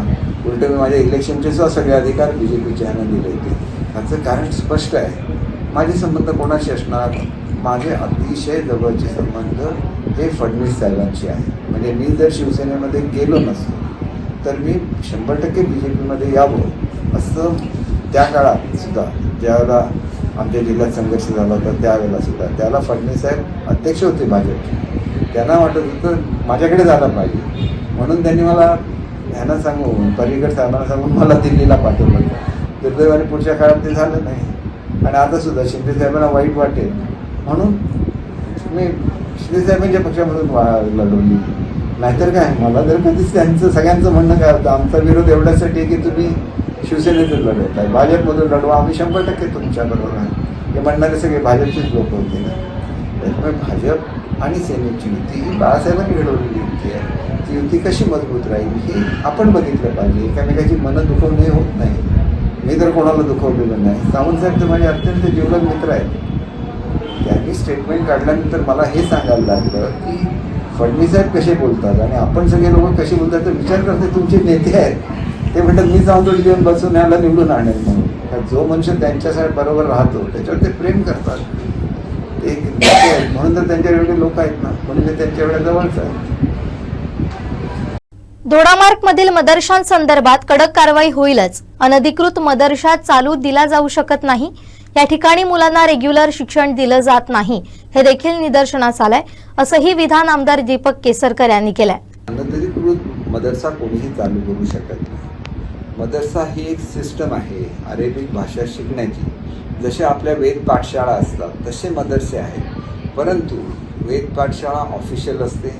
वेधशाळेत जाणारी मुलं पुन्हा शाळेत जातात, आपलं रेग्युलर शिक्षण घेतात. अनेक लोक डॉक्टर होतात, अनेक लोक इंजिनियर होतात. पण हे मदरशामध्ये आढळून आलेलं नाही दुर्दैवाने, कारण मी स्वतः शिक्षण मंत्री होतो आणि म्हणून मी नेहमी सांगितलेलं आहे की मदरशामध्ये अरेबिक शिकावं, परंतु त्याच्याचबरोबर त्यांनी रेग्युलर शाळेमध्ये जावं. आणि त्यामुळे अनेक ठिकाणी जिथं मदरशामध्ये जातोय आणि शाळेमध्ये त्याचं हे लावलं जात होते हजेरी, तिथं मी त्यांना सांगितलं होतं की असं करू नका, तुम्ही मुलांना आयुष्यातून उठवणार. कारण काय, उद्या तो मुलगा इंजिनियर झाला, डॉक्टर झाला, त्याला रोजगार निर्माण होईल. भारतामध्ये अरेबिक कोणाला माहिती आहे? अरेबिकमध्ये तो काय शिकू शकतो? तरी मराठी शिकला ना मुलगा तरी मराठीमध्ये इंजिनियर होऊ शकतो, पुढल्या वर्षीपासून मराठीमध्ये डॉक्टर होऊ शकतो. त्याच्यामुळे ही गोष्ट लक्षात घेतली पाहिजे की याच्यामध्ये धार्मिक नाही आहे, हे क्रिमिनल्स आहे. क्रिमिनल्सना क्रिमिनल्ससारखी वागणूक दिली पाहिजे. आणि धर्म मग तो कोणाचाही असला तरी त्याचा सन्मान राखला गेला पाहिजे. मी अनेक वेळा मदरशामध्ये गेलेलो आहे. तिथल्या मुलांसाठी कंपाऊंड वॉल बांधून द्यायची असेल तर त्याच्यासाठी पैसे दिलेले आहेत. कारण जशा आपल्या शाळा आहेत तशा त्यांच्या धार्मिक शिक्षण देणाऱ्या शाळा आहेत. पण त्या शाळेत मुलं शिकतात म्हणून त्यांनी फॉर्मल एज्युकेशन घ्यायचं नाही, हे मात्र 100% चुकीचं आहे. त्यांना फॉर्मल एज्युकेशन घेतलंच पाहिजे. ते डॉक्टर्स झाले पाहिजे, इंजिनियर्स झाले पाहिजे, चार्टर्ड अकाउंटंट झाले पाहिजे. त्यांच्या क्वालिफिकेशनप्रमाणे ते शिकले पाहिजेत असं माझं ठाम मत आहे. कारण मुलं ही देशाची संपत्ती असते. ते कुठल्या धर्माचे आहेत हे आम्हाला हिंदू धर्माला कधीही कोणी शिकवलं नाही. हिंदू धर्म हा सर्वांना सामावून घेणारा जगातला एकमेव धर्म आहे ज्यांनी सगळ्यांना सामावून घेतलं. म्हणजे मोगल नंतर आले, परंतु त्याच्यापूर्वी दिल्लीला सुलतान होता, त्याने कधी देवळं नाही पाडली. म्हणून त्या सुलतानाला हिंदूने आपलं म्हटलं, कारण तो कधी देवळं पाडत नव्हता. तो आपला नमाज पाडायचा, हिंदू आपली पूजा करायची. मोगल आले त्याला त्यांनी देवळं पाडायला सुरुवात केली. त्याच्यामुळे मोगल आणि मुस्लिम अशी गल्लत करू नका. मोगल हे मोगल होते, औरंगजेब हा मोगल होता, तो क्रूर होता, हे सगळं आपण लक्षात घेतलं पाहिजे. त्याच्यावर तो मोगल होता. त्याच्यामुळे इथं आपल्याला धर्मावरून भांडणं कोणालाच नको आहे. म्हणून जे मुस्लिम धर्माचे प्रमुख मौलवी आहेत त्यांना इमाम म्हणतात, त्यांनी सुद्धा सांगितलं की पाकिस्तान जे घाणेरडी कृत्य करते त्याच्यामुळे भारतातले मुस्लिम बदनाम होत आहेत. कारण पाकिस्तानमध्ये जेवढे मुस्लिम राहतात त्याच्यापेक्षा जास्त आमच्या देशात राहतात. कशाला अशा गप्पा मारताय? आम्ही सर्वांना बरोबर घेऊन जाणारी लोक आहोत आणि त्याच्यामुळे पाकिस्तानने आता बंद करावं. नाहीतर मोदी साहेबांना चढचढ कापतात. ते फक्त अशा गप्पा मारतात. मोदी साहेबांचं नाव आलं की मग त्यांना माहिती आहे की आम्हाला काय करणार ते सध्या पाणी पुरं बंद केलं तेवढं पुरे आहे. आधी पाणीच कुठून ते निर्माण करा आणि आपल्या लोकांना द्या आणि नंतर पुढच्या गप्पा बघूया. ॲटम बॉटम बॉम्बला आम्ही काय घाबरत नाही. तुमच्याकडे एक असलं तर आमच्याकडे 10 ॲटम बॉम्ब असणार उघडपणे. केवढा मोठा देश आमचा. असं चाललं तरी आमची लोक गेली ना भारतात तरी आझाद पाकिस्तान वगैरे काय नाही राहणार. पाकिस्तानातले आझाद पाकिस्तानमधले लोक म्हणतात आम्हाला भारतात यायचं आहे. हा फरक आहे भारतामध्ये आणि पाकिस्तानमध्ये. बलुचिस्तान मधली लोक म्हणतात आम्हाला पाकिस्तानमधून बाहेर पडायचं आहे. भारतामध्ये असलं काही नाही. भारतामधले सगळे लोक खुश आहे. मोदी साहेब आहेत तोपर्यंत त्यांना गॅरंटी आहे आम्हाला कोणी काय हात लावू शकत नाही. आता बघा धंदा किती वाढला. ट्रम्प साहेबांनी नवीन आर्थिक धोरण जाहीर केलं. भारतातल्या लोकांनी त्याला विरोध केला नाही. त्यांनी त्याच्याशी अकॉमोडेट करून घेतलं. कारण शेवटी औषधं पाहिजे तर भारताकडूनच घेतली पाहिजे. जगातला आणि कुठला देश पाठवू शकत नाही अमेरिकेत औषधं. आणि एवढे आमच्याकडे स्ट्रिक्ट चांगला क्वालिटी कंट्रोल आहे आणि असा आमचा देश आहे. त्यामुळे आमच्या देशाचा आम्हाला अभिमान आहे. आमच्या लोकांना मारलं तर आम्ही तुम्हाला सोडणार नाही, म्हणजे आमचे मोदी साहेब तुम्हाला सोडणार नाही. आम्ही काय करू शकतो एकदा बस एकेकाला ठोकून काढणार बघा. उपजिल्हा रुग्णालय सावंतवाडी देणाऱ्या भरती प्रक्रियेत फिजिशियन मिळेल अशी ही माहिती आमदार दीपक केसरकर यांनी दिली आहे. तसंच जिल्ह्यातील फिजिशियन यांनी सरकारी रुग्णालयात सेवा द्यावी अशी विनंती दीपक केसरकर यांनी केली आहे. काय झालं की आता सध्या इंटरव्ह्यू चालू आहे. त्या इंटरव्ह्यूमध्ये ज्याला चांगला फिजिशियन मिळणार लगेच येणार. कारण काय ते डॉक्टर्स हे प्रत्येकाचं क्वालिफिकेशन वेगवेगळं असतं आणि त्यांचे सध्या इंटरव्ह्यू चालू आहे. त्यामुळे आम्हाला फिजिशियन्सवर मिळणार याची खात्री आहे. पण तोपर्यंत माझं जिल्ह्यातल्या फिजिशियनला विनंती आहे की तुमचा व्यवसाय तर चालू असतो पण थोडा वेळ ह्याला सुद्धा द्या, हॉस्पिटलला सुद्धा द्या. हॉस्पिटलमधले सुद्धा पेशंट बघा कारण त्याची आवश्यकता असते असं मला वाटतं. सध्या इंटरव्ह्यू चालू आहे. त्या इंटरव्ह्यूमध्ये ज्याला चांगला फिजिशियन मिळणार लगेच येणार. कारण काय ते डॉक्टर्स हे प्रत्येकाचं क्वालिफिकेशन वेगवेगळं असतं आणि त्यांचे सध्या इंटरव्ह्यू चालू आहे. त्यामुळे आम्हाला फिजिशियन्सवर मिळणार याची खात्री आहे. पण तोपर्यंत माझं जिल्ह्यातल्या फिजिशियनला विनंती आहे की तुमचा व्यवसाय तर चालू असतो पण थोडा वेळ ह्याला सुद्धा द्या, हॉस्पिटलला सुद्धा द्या. हॉस्पिटलमधले सुद्धा पेशंट बघा कारण त्याची आवश्यकता असते असं मला वाटतं. पाकिस्तानच्या लोकांची मानसिकता बदलली हे पाकिस्तानला सहन झालं नाही. पहलगामचा हल्ला हा त्यातून होता असं मत दीपक केसरकर यांनी व्यक्त केलंय. तो दुर्दैवी असा हल्ला होता आणि ह्याच्यामध्ये सर्वसामान्य गरीब काश्मीरी मनुष्य होरपळणार आहे. कारण त्याचं उत्पन्नच सगळं पर्यटनावर आहे.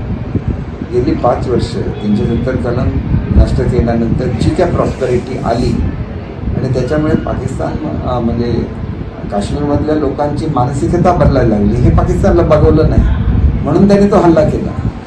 आज काय करणार की पुढची वर्ष 2 वर्ष कोणी जाणार नाहीत पाकिस्तानला. त्याच्यामुळे कसं आमच्याकडे हिमाचल प्रदेश सुद्धा आहे जो पाकिस्तान याच्या एवढा काश्मीर एवढा सुंदर आहे आणि असे अनेक राज्य आहेत आमच्याकडे. आमचे 7 सिस्टर्स आहे. काश्मीर एवढेच सुंदर आहे परंतु आम्हाला काश्मीरच्या लोकांना आम्ही फरक मानत नाही. तिथला एखादा मुस्लिम समाजाचा मनुष्य आहे आणि त्याला धंदा नाही मिळाला आणि तो उपाशी राहिला तर ते आम्हाला सुद्धा आवडणार नाही. परंतु भारतामध्ये उपाशी कोण राहूच शकत नाही कारण 2 रुपयामध्ये धान्य मिळतं. परंतु त्यांना जी प्रॉस्पेरिटी मिळते हजारो लाखो रुपये ते कुठेतरी पुढच्या 2 वर्षामध्ये त्याच्यावर परिणाम होईल याचं आम्हाला वाईट वाटतं. कारण मी ज्या काळामध्ये काश्मीरला गेलेलो होतो त्याला मी बघितलेलं होतं की एक पेन दिलं बॉल पेन तर 1 करंडी भरून ॲपल मिळायची. लोक द्यायची हे घ्या आणि 1 बॉल पेन घ्या. एवढी गरिबी येते.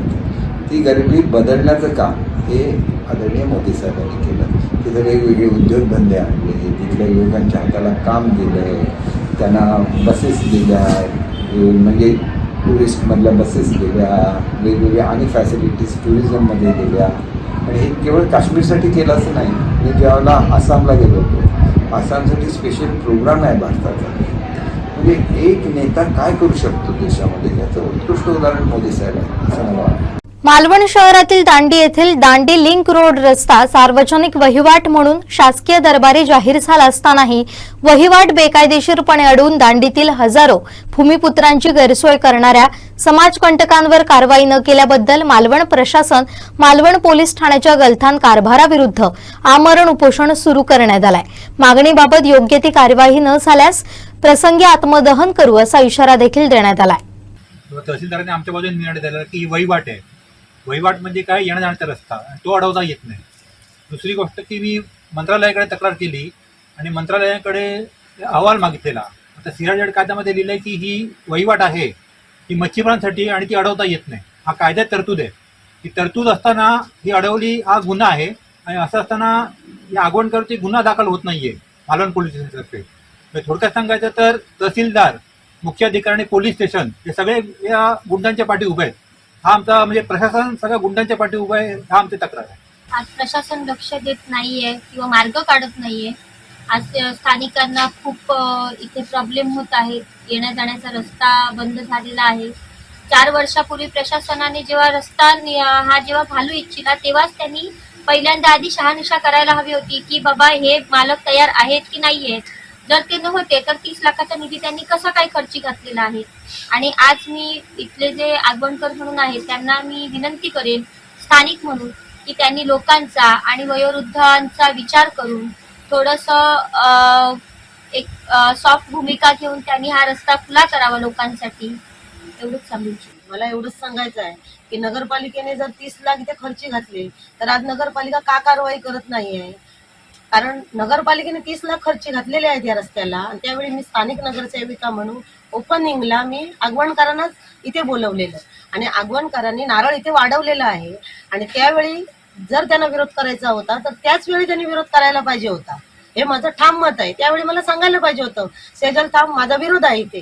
त्यावेळी ते आले, त्यानंतर रस्ता चालू झाला. पर्यटक, आता हा पर्यटन जिल्हा आहे, एवढे लाख लोक पर्यटन म्हणून किल्ला आहे इथे, समुद्र आहे, स्पोर्ट आहे, त्या उद्देशाने येतात. आज लोकांचा पाऊस तोंडावर आला आहे आणि अशा कंडिशन मध्ये जर हा रस्ता बंद झाला, लोकांनी कुठे जायचं, काय करायचं? आणि ज्यांनी जागा दिली आहे जॉर्जी फर्नांडिस त्यांची किती जास्तीत जास्त जागा या रस्त्याला गेली. त्यांना वाईट वाटत आहे. म्हणजे एवढी जागा देऊन सुद्धा त्या ज्येष्ठ नागरिक आहेत, रात्री काय झालं त्यांना तर अँब्युलन्स कुठे येणार, कुठून येणार, आम्ही काय करायचं? आणि ह्या लोकांनी जागा देऊन आज ते पश्चातापात पडले आहेत. त्यामुळे नगरपालिकेने लावलेला सुद्धा बोर्ड त्यांनी काढून टाकलेला आहे, तरी नगरपालिकेने कारवाई नाही केली आहे. मग लोकांनी काय करायचं याचं उत्तर त्यांनी द्यावं. नाहीतर 2 दिवसानंतर यांनी घेतलेला निर्णय, यांच्या निर्णयाशी आम्ही सगळी महिला सहमत आहोत. 4 ते 5 महिने झाले हा जो रहदारीचा रोड आहे, म्हणजे दांडी लिंक रोड आहे, वहीवाटेचा रोड आहे, जो दांडी बीचवरती जातो. आणि हा रोड झाल्यामुळे बरेच पर्यटक किंवा अन्य आमचा मासेमारचा व्यवसाय असल्यामुळे स्थानिकांना या रोडचा भरपूर फायदा होतो. आणि येणारा मान्सूनचा हंगाम म्हणजे पावसाळी हंगाम आहे, त्यावेळी ह्या रोडचा आम्हाला भरपूर वापर होतो. आणि हा जेव्हापासून रोड चालू झाला त्यावेळापासून या ठिकाणून पर्यटक वाढले किंवा अन्य काही हे असतील की ह्या रोडने वाहतूक चालू झाली. पण हे आगवणकर कुटुंबीय असतील, यांनी मागील 4 महिन्यापूर्वी या ठिकाणी हा जो दिसतो आपल्याला त्या ठिकाणी हे घातला, गडगा एक 5-6 फुटा उंचीचा गडगा घातलेला आणि रस्ता बंद केला. शासनाने त्यासाठी 29 लाख रुपये खर्च केले होते. ज्यावेळी पालकमंत्री दीपक केसरकर होते त्यांच्या माध्यमातून यासाठी 29 लाख रुपये खर्च आले होते. त्यानंतर आगवणकर कुटुंबियांच्या आडकोटी भूमिकेमुळे हा रस्ता बंद झाला. त्यानंतर वादावादी झाली, या ठिकाणी खूप जोरदार वाद झाले आणि हा रस्ता बंद झाला. पण त्यानंतर पण शासनाने, आम्ही शासन दरबारी फुले असतील यांनी पण या ठिकाणी शासनात म्हणजे आपले नगरपालिका असतील, जिल्हाधिकारी असतील, तहसीलदार असतील, या ठिकाणी वारंवार दाद मागून सुद्धा या ठिकाणी काही दखल घेतली नाही. आज सकाळी पण आम्ही उपोषणात बसल्यानंतर नगरपालिकेचे कर्मचारी आले होते, जिथे म्हणजे आता सध्या त्यांच्याकडे प्रभारी नाही, आमच्याकडे सध्या नगराध्यक्ष नसल्यामुळे जे मुख्याधिकारी आहेत मला वाटतं जिरगे, ते स्वतः आले नाहीत. त्यांची कोणतरी असिस्टंट असेल किंवा अन्य कोण असेल ते आम्हाला माहीत नाही, पण त्या आल्या होत्या. पण त्यांनी या ठिकाणी ठोस भूमिका घेतली नाही. त्यांच्यासोबत बोलले, ते म्हणतात की आम्ही 8 दिवसाची आम्हाला मुदत द्या, आम्ही 8 दिवसानंतर रस्ता खुला करतो. पण ही भूमिका आम्हाला मान्य नाही. जोपर्यंत हा रस्ता खुला होत नाही तोपर्यंत आमचं जे आमरण उपोषण आहे ते चालू राहील. आणि आम्ही आमचं हे पेट्रोलचं हे आहेच, आत्मदहनाचा इशारा जो आमचा आहे तो आमचा ठाम आहे. जर आम्हाला शासनाने न्याय दिला नाही किंवा आता सध्याचे पालकमंत्री नितेश राणे असतील, आमचे जिल्ह्याचे आमचे मालवण-कुडाळ मतदारसंघाचे आमदार निलेश राणे असतील, यांनी सुद्धा आमच्या भूमिकेवरती लक्ष ठेवावा आणि त्याच्यावरती ठोस भूमिका घ्यावी. या ठिकाणी राज्यकर्ते अजून मला वाटतं आम्हाला कोणीही म्हणजे स्थानिक ह्याचे पक्षाचे कार्यकर्ते कोणी वैयक्तिक घेऊन भेटले नाहीत. सकाळी ज्यावेळी नगरपालिकेचे कार्यकर्ते त्याच्यासोबत बाबी जोगी आपले शिव उभाटा कार्यकर्ते आलेले, पण त्यांच्याकडून पण आम्हाला काही ठोस भूमिका भेटली नाही. अन्य कोणी आम्हाला या ठिकाणी भेटली नाही. पण आमची जी भूमिका आहे ती आमची ठाम आहे. जोपर्यंत हा रस्ता खुला होत नाही तोपर्यंत आम्ही नागरिक म्हणून आमचं उपोषण ठाम आहे. आणि जर आम्हाला एक आजचा किंवा उद्याचा दिवस आम्हाला जर त्यांनी निर्णय नाही दिला तर आम्ही आत्मदहनाच्या याच्यावरती आम्ही ठाम आहोत. सामाजिक कार्यकर्त्यांच्या मदतीनं सावंतवाडी उपजिल्हा रुग्णालयाला इन्व्हर्टर देण्यात आला. महाराष्ट्र दिनी हा सोहळा पार पडला. सावंतवाडी उपजिल्हा रुग्णालयामध्ये शहर गावागावातून सोमवार ते शनिवार जवळपास 400 ते 500 रुग्ण दर दिवशी तपासणीसाठी येतात. त्या रुग्णांना योग्य सेवा मिळावी याकरिता डॉक्टर जीवनरक्षा वैद्यकीय प्रतिष्ठानचे अध्यक्ष राजू मसूरकर, सामाजिक बांधिलकी प्रतिष्ठान, युवा रक्तदाता संघटना या नेहमीच कार्यरत असतात. पावसाळ्यामध्ये लाईट ये जा करत असते, त्यामुळे याचा फटका अपघात विभागाला बसू नये याकरिता सामाजिक बांधिलकी प्रतिष्ठानचे सदस्य रूपा मुद्राळे, रवी जाधव, राजे प्रतिष्ठानचे अध्यक्ष संतोष तळवणेकर, विरंज टूर अँड ट्रॅव्हल्सचे मालक अजित मटकर, दक्षता सुर्वे माठेकर, हनुमान मित्र मंडळ उभा बाजार ओंकार मसूरकर, प्रशांत वाळके, सुवर्णकार दीपक मडगावकर, जीवनरक्षा वैद्यकीय प्रतिष्ठानचे अध्यक्ष राजू मसूरकर या दात्यांनी उपक्रमासाठी जवळपास 35,000 रुपये किमतीचा इन्व्हर्टर हॉस्पिटलला देण्यासाठी आर्थिक सहकार्य केलं। या कार्यक्रमावेळी अधीक्षक doctor Dnyaneshwar Yevale, doctor Ambapurkar, doctor Abhijit Chitari, doctor Sawant, Raju Masurkar, सामाजिक बांधिलकी प्रतिष्ठानचे उपाध्यक्ष शैलेश नाईक, युवा रक्तदाता संघटनेचे अध्यक्ष देव्या सूर्याची, राजे प्रतिष्ठानचे अध्यक्ष संतोष तळवणेकर, कमलाकर कदम, तेजल पेडणेकर, सचिता गावडे, समीरा खलील, रवी जाधव, रूपा मुद्राळे, लक्ष्मण कदम उपस्थित होते। नमस्कार। या ठिकाणी आज उपजिल्हा रुग्णालयाच्या उपजिल्हा रुग्णालयामध्ये आज आपण इन्व्हर्टर प्रदान करण्यासाठी अपघात विभागामध्ये जो गरजेचा होता इन्व्हर्टर तो प्रदान करण्यासाठी आपण या सर्व संघटना या ठिकाणी उपस्थित झालेल्या आहेत। त्यामध्ये विराज टूर अँड ट्रॅव्हल्स, त्याचबरोबर राजे प्रतिष्ठान, त्यानंतर जीवनरक्षा प्रतिष्ठान, सामाजिक बांधिलकी, युवा रक्तदाता संघटना आणि हनुमान मित्र मंडळ उभा बाजार आणि तसंच मडगावकर यांनी सुद्धा यामध्ये मोलाचा वाटा उचललेला आहे। अशाच या सामाजिक संघटना एकत्र येऊन या हॉस्पिटलसाठी नेहमीच कार्यरत असतात। त्या निमित्तानं आज आपण या कार्यक्रमासाठी उपस्थित झालेलो आहोत आणि हे सगळं करत असताना वेगवेगळ्या प्रकारचे उपक्रम सामाजिक बांधिलकीच्या माध्यमातून आपण राबवत असतो आणि त्याच्यातलाच हा एक उपक्रम आज या ठिकाणी आपण राबवतोय।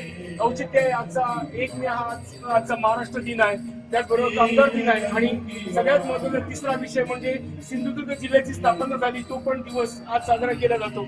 अशा तिहेरी दिवसात महत्त्व या दिवसाला आहे आणि त्या दिवसाचे औचित्य साधून आपण या कार्यक्रम करण्याचा ठरवलेला आहे आणि या संघटनाच्या माध्यमातून अनेक प्रकारचे उपक्रम आम्ही सातत्याने राबवत आलेलो आहोत। मागच्याच 4 दिवसापूर्वी आपण एक आराबेकर नावाच्या दात्यानं खुर्च्या ज्या आलेले पेशंट आहेत त्या पेशंटना रिलॅक्स चेअर म्हणून त्यांना झोपण्याची सोय नसते, त्यामुळे त्यांना आज बाजूच्या पेशंटकडे झोपता यावं निवांतपणे आणि पेशंटवर लक्ष देता यावं या निमित्तानं रिलॅक्स चेअर त्या ठिकाणी जवळजवळ 45 रिलॅक्स चेअर या हॉस्पिटलला प्रदान केलेले आहेत। त्यानंतर आपण काही बेडशीट जवळजवळ 200 बेडशीट या संघटनेच्या माध्यमातून त्यानंतर ब्लँकेट उपलब्ध करून दिलेत आणि आज ह्या इन्व्हर्टरच्या माध्यमातून पुन्हा एकदा आम्ही या हॉस्पिटलचा सहकार्याच्या भावनेतून आम्ही हे सगळं देत आहोत। तर त्याचा त्यांनी स्वीकार करावा आणि या ज्या संघटना आहेत ज्या संघटनांनी याच्यासाठी मोलाचा सहभाग घेतला त्या सर्व संघटनांनी मग हनुमान मित्र मंडळ असेल, राजे प्रतिष्ठान असेल, त्याचबरोबर युवा रक्तदाता संघटना असेल, रूपा मुद्राळे सामाजिक बांधिलकीच्या माध्यमातून रूपा मुद्राळे नेहमी अग्रेसर असतात, त्यानंतर राजू मसूरकर असतील, या सगळ्यांचं यामध्ये मोलाचा सहभाग आहे। तळवणेकर असतील राजे प्रतिष्ठानचे आणि हे सगळं करत असताना आम्हाला एक आत्मिक आनंद मिळतोय की आमच्या या हॉस्पिटलमध्ये अशा प्रकारच्या सुविधा उपलब्ध करून दिल्यानंतर या ठिकाणी येणाऱ्या पेशंटना चांगल्या प्रकारची सुविधा मिळेल आणि त्यांना या आजारातून सुटका मिळेल अशा प्रकारची आम्ही एक माफक अपेक्षा बाळगून हे कार्य करत असतो। त्याबद्दल आज हा प्रधान समारंभ आहे इन्व्हर्टर प्रदान समारंभासाठी मी सरांना विनंती करतोय की आपण या ठिकाणी उपस्थित व्हावं। कोणी तर म्हणजे सामाजिक संघटनेचं ते कामच आहे शेवटी, कोण लक्ष देत नसेल त्यावेळेला सामाजिक संघटना पुढे येतात। आम्ही नेहमी बघतो म्हणजे की कालच मी उदाहरण दिलं होतं, आमच्याकडे डिलिव्हरीला पेशंट आला आणि रक्ताची गरज आहे म्हटलं तर 10 लोक बरोबर असतात, त्यातले सगळे निघून जातात। शेवटी राहतो मग हा माणूस, आम्ही त्यांना फोन करतो, ते काहीतरी व्यवस्था करतात म्हणजे आपल्यासाठी, मग तो निगेटिव्ह ग्रुप असू दे किंवा कुठलाही दुर्मिळ बॉम्बे ग्रुप असलं तरी पण ते करतात म्हणजे त्यांच्या। तर मी या दोन्ही संघटनेचा आभार मानतो, तसंच या दोन्ही डॉक्टरांनी पण दिलेली साथ ऐकून त्यांनी जो प्रतिसाद दिला त्यांचाही मी आभार मानतो आणि अशीच आपण सर्वांनी मिळून हॉस्पिटलची सेवा चांगल्या प्रकारे कार्यरत ठेवू अशी मी ग्वाही देतो। ज्याप्रमाणे पंढरपूरच्या विठ्ठल मंदिराच्या जवळून चंद्रभागा वाहते त्याप्रमाणे अगोदरच्या वेळी सावंतवाडीच्या पायरीपर्यंत मोती तलाव होता याची नोंद राजवाड्याच्या इतिहासात मिळाली। या मंदिराची फार प्राचीन परंपरा आहे. सावंतवाडीचे विठ्ठल मंदिर खरोखरच पंढरी आहे असं प्रतिपादन कोकणचं पंढरपूर श्री विठ्ठल रखुमाई मंदिर सावंतवाडी या पुस्तकाचे लेखक लक्ष्मण उर्फ संजय ठाकूर यांनी केलं.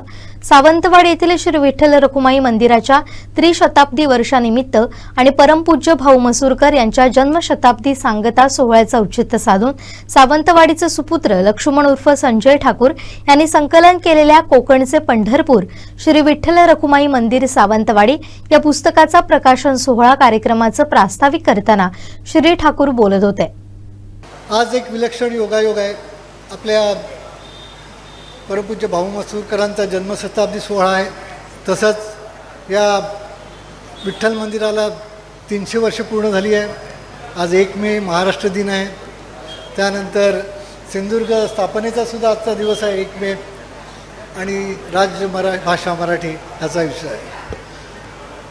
परमपूज्य भाऊ मसूरकर नेहमी म्हणायचे की हे सावंतवाडीचं विठ्ठल मंदिर आहे हे पंढरपूरच्या विठ्ठल मंदिराला सहयोगी मंदिर होणार आहे. त्यामुळे आम्ही गेली 20 वर्षे या मंदिरातील काही मंडळी वाखरी ते पंढरपूर, पंढरपूर ते वाखरी असा वारीचा पंढरपूरची आषाढी वारी करतोय. मित्र, सावंतवाडीचं विठ्ठल मंदिर आणि पंढरपूरचं विठ्ठल मंदिर ह्याच्यामध्ये एक साम्य म्हणजे पंढरपूरच्या विठ्ठल मंदिराच्या पायरीकडे चंद्रभागा वाहत आहे, तर सावंतवाडीच्या विठ्ठल मंदिराच्या पायरीपर्यंत हा मोती तलाव होता. ह्याची नोंद आपल्याला इतिहासामध्ये सापडते. 300 वर्षापूर्वी हा तलाव हा विठ्ठल मंदिराच्या पायरीपर्यंत होता. त्यामुळे त्यावेळी दुष्काळ पडला आणि मजुरांना काही काम नव्हतं, दुष्काळ होता. त्यामुळे त्यावेळेच्या संस्थाकांनी निर्णय घेतला आणि हे 400 फूट आपला तलाव हा पुढे नेला भराव टाकून. त्यामुळे आता आपल्याला हा तलाव आहे तो पुढे दिसतोय आणि ह्याची नोंद आपल्याला इतिहासामध्ये आपल्या राजवाड्याचा आम्ही जो काही ग्रंथ पाहिले त्याच्यामध्ये आहे. दुसरं एक वैशिष्ट्य म्हणजे आपल्या संस्थांचे पुण्यश्लोक बापूसाहेब महाराज हे विठ्ठलाचे निस्सीम भक्त होते. आपणास माहिती असेल की आषाढी वारीच्या वेळेला पुण्यामध्ये संत तुकाराम महाराज तसंच संत ज्ञानेश्वर महाराज यांच्या पालख्या एकत्र पुण्यामध्ये येतात. त्यावेळेला मुद्दाम म्हणून आपले बापूसाहेब महाराज पुण्याला जात स्वागतासाठी आणि त्यामुळे आपली जी परंपरा आहे या मंदिराची ती फार प्राचीन परंपरा आहे. आणि महत्त्वाची गोष्ट एक सांगायची म्हणजे आपल्या मंदिरामध्ये एक छोट्या विठ्ठल रखुमाई मूर्ती आहेत, त्या साक्षात पांडुरंगाने संत पाडगावकर महाराजांना दिल्या आहेत. त्याची नोंदसुद्धा आपल्याला सापडते. आपण पाहिलं असेल आपल्या मंदिराच्या उजव्या बाजूला पाडगावकरांची समाधी आहे. तर आपण सावंतवाडीकर खरंच नशीबवान आहोत आणि हे सावंतवाडीचं विठ्ठल मंदिर आहे हे खरोखर पंढरी आहे. आणि हे भावना समजल्यामुळे भाऊनी या मंदिराचा जीर्णोद्धार केला, ह्याचं रूप बदललं. भाऊंचे आणि माझे संबंध 6 जून 2000 पासून होते. परमपूज्य भाऊ मसूरकर यांच्याबद्दल आपल्या सनातन संस्थेचे जयंत बाळाजी आठवले सर यांनी पुस्तक लिहिलं संख्याशास्त्र म्हणून. आणि त्या संख्याशास्त्रामध्ये आपण पाहिलं तर आपलं आडनाव आणि नाव यांची बेरीज 9 येत होती. त्यामुळे मी भाऊंना भेटून ह्याचा अभ्यास केला.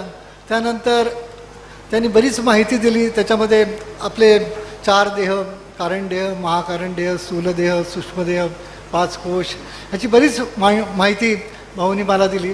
परंतु ते म्हणाले की ह्याचा उपयोग फक्त नामस्मरणासाठी करा. आणि त्याप्रमाणे त्यांनी 2000 ते 2002 1,08,00,000 परत 2000 ते 2004 त्यांनी माझ्याकडून नामस्मरण करून घेतलं. त्यानंतर परमपूज्य भाऊ मसूरकर यांनी आपला 10 सप्टेंबर 2005 देह सोडला. त्यानंतर आम्ही लोकांनी, आमच्या मित्रमंडळी आणि अनुयायांनी ह्या मंदिराचा जीर्णोद्धार तसंच इथे जी त्रिकाल साधना चालू आहे ती चालू ठेवली. याच्यामध्ये एक ॲडिशनल म्हणजे भाऊ नसताना भाऊंची एक इच्छा होती ब्रह्मदेवाचं मंदिर करावं. तर ब्रह्मदेवाचं मंदिर अपूर्ण होतं, ते आम्ही 2011 ब्रह्मदेवाचं मंदिर आपण तयार केलं. मित्रो, ह्या पुस्तकाची सुरुवात 2002 झाली. सुरुवातीला इथे बरेचसे पर्यटक आहेत, त्यानंतर बाहेरच्या देशाचे सुद्धा पर्यटक इथे येत. त्यावेळी सौभाग्यवती सुनीता दीक्षित या त्यांना मार्गदर्शन करीत. त्यानंतर भाऊंनी सांगितलं की हे तुम्ही मार्गदर्शन करता ते लिखित स्वरूपात करा. मग त्यांनी या वेगवेगळ्या मूर्त्यांची किंवा ही माहिती सुरू केली. 2005 नंतर ते 2025 आम्ही त्याच्यामध्ये काही मोठा काही बदल झाला नाही आणि पुस्तक काही पूर्ण झालं नाही. मध्यंतरी प्राध्यापक ढवळ सर यांनी कोकण मराठी साहित्य संमेलनासाठी आम्हाला 100 लोकांना मॉरिशसला घेऊन गेले. तिथे बऱ्याच साहित्यिकांचा सहवास लाभला. त्यामध्ये ढवळ सरांनी सुद्धा बरंच साहित्य लिहिलं, त्यांचंही मी पाहिलं. मध्यंतरी ढवळ सरांनी एकनाथ शिंदे साहेबांवर योद्धा म्हणून पुस्तक लिहिलं. त्याचं गडकरी ग्रंथालयामध्ये राज्यपाल, मुख्यमंत्री तेव्हासुद्धा त्यांनी मला स्टेजची जबाबदारी दिली होती. त्याचंच अनुकरण मी आज छोट्या प्रमाणात इथे विठ्ठल मंदिरात करत आहे. त्यानंतर बरेच त्या लोकांकडून ह्या वेगवेगळ्या कवी ढवळ सर यांच्याकडून एक वेगळी प्रेरणा मिळाली.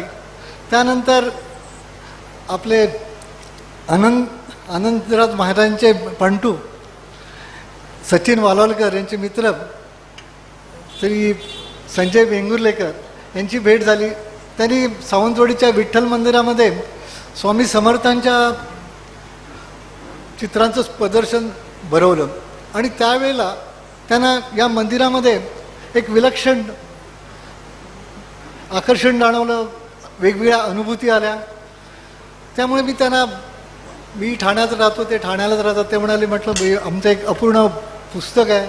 तर ते म्हणाले आपण पूर्ण करूया. ते स्वामींचे भक्त आहेत, त्यांनी बरेच स्वामींचे लेख लिहिले आहेत, पुस्तकं लिहिली आहेत.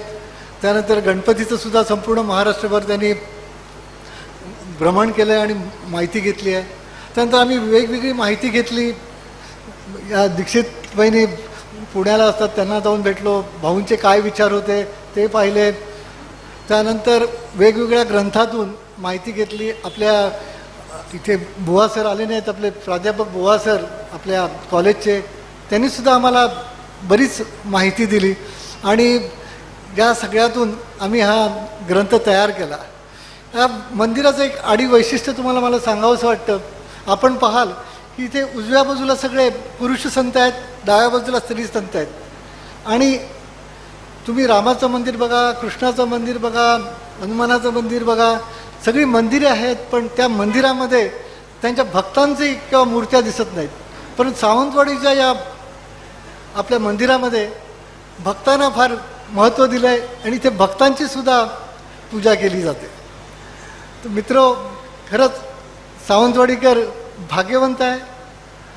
त्याच्यामध्ये आणि एक महत्त्वाची गोष्ट म्हणजे आपण पुस्तक चाळलं तर आपल्याला लक्षात येईल, याच्यामध्ये साक्षात भगवान विष्णूंनी या मंदिराची कशी रचना करावी याबद्दल सांगितलेलं आहे. त्याचा लेख आपले रिटायर IAS ऑफिसर अविनाश सुभेदार साहेब यांनी त्याचा रेफरन्स दिलेला आहे.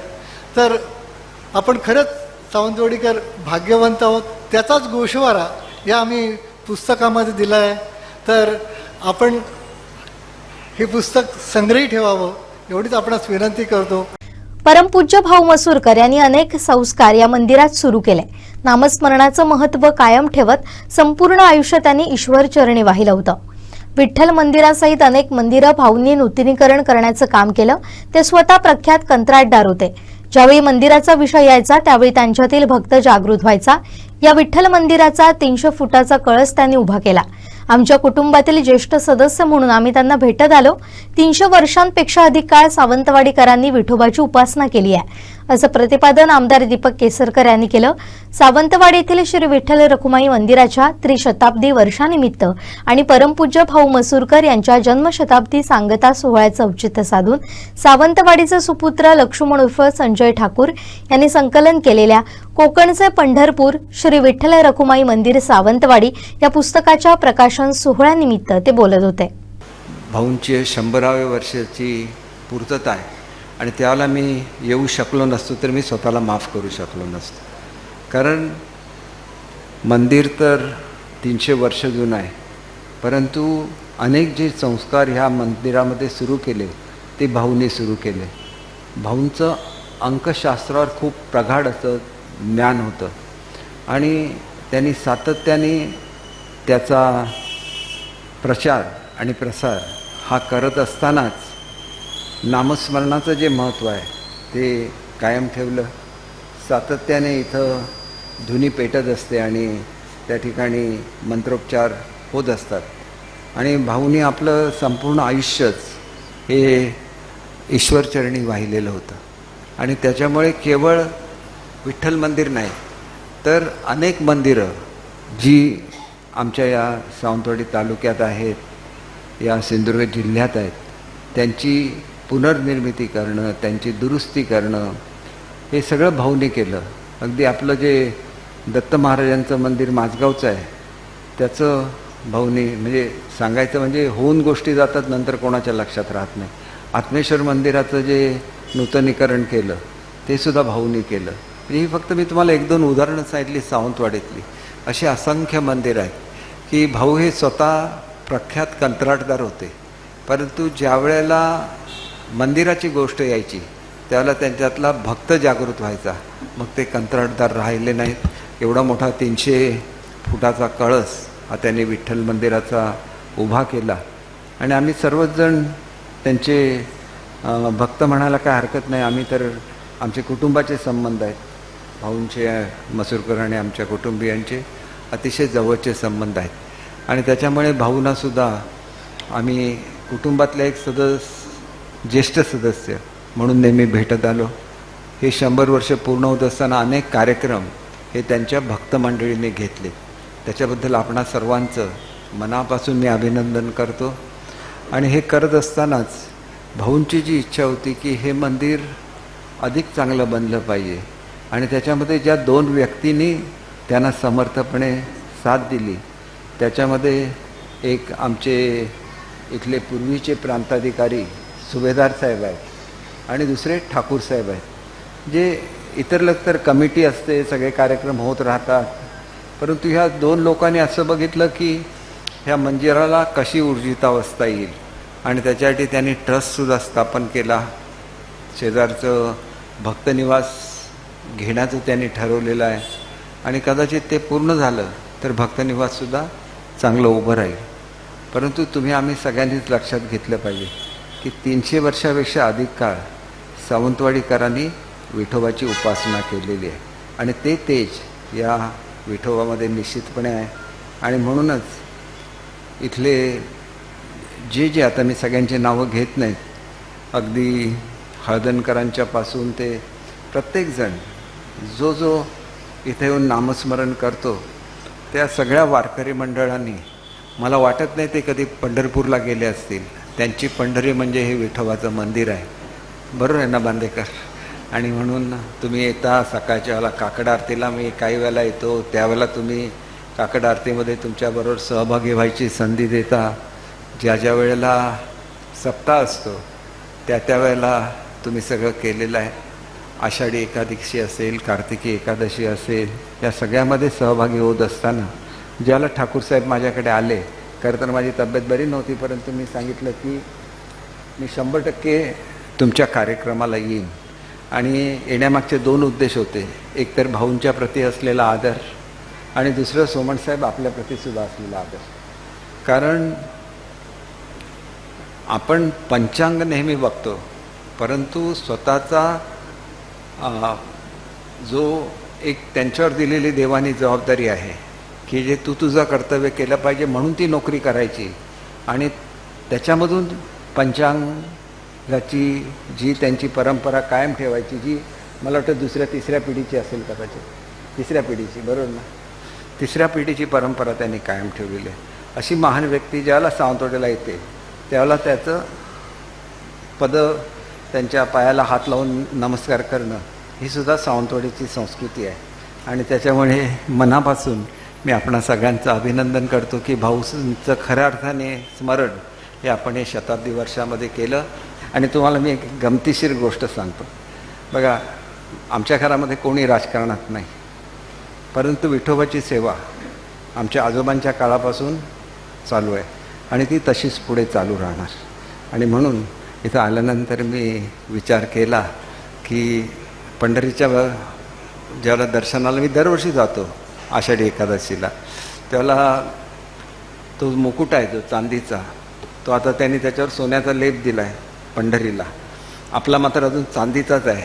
तर निदान येत्या आषाढी एकादशीपर्यंत तरी तो सोन्याचा मुकुट आपण करूया विठोबा रखुमाईचा, एवढंच सांगतो. जी काय सेवा देवाच्या मनात असते देव करून घेत असतो. माझे मित्र चिटणीस साहेब बसलेत. खरं त्यांच्या मुलाच्या लग्नाला येणं मला खूप आवश्यक होतं, परंतु तब्येतीमुळे येऊ शकलो नाही, घरी येऊन जाणार आहे.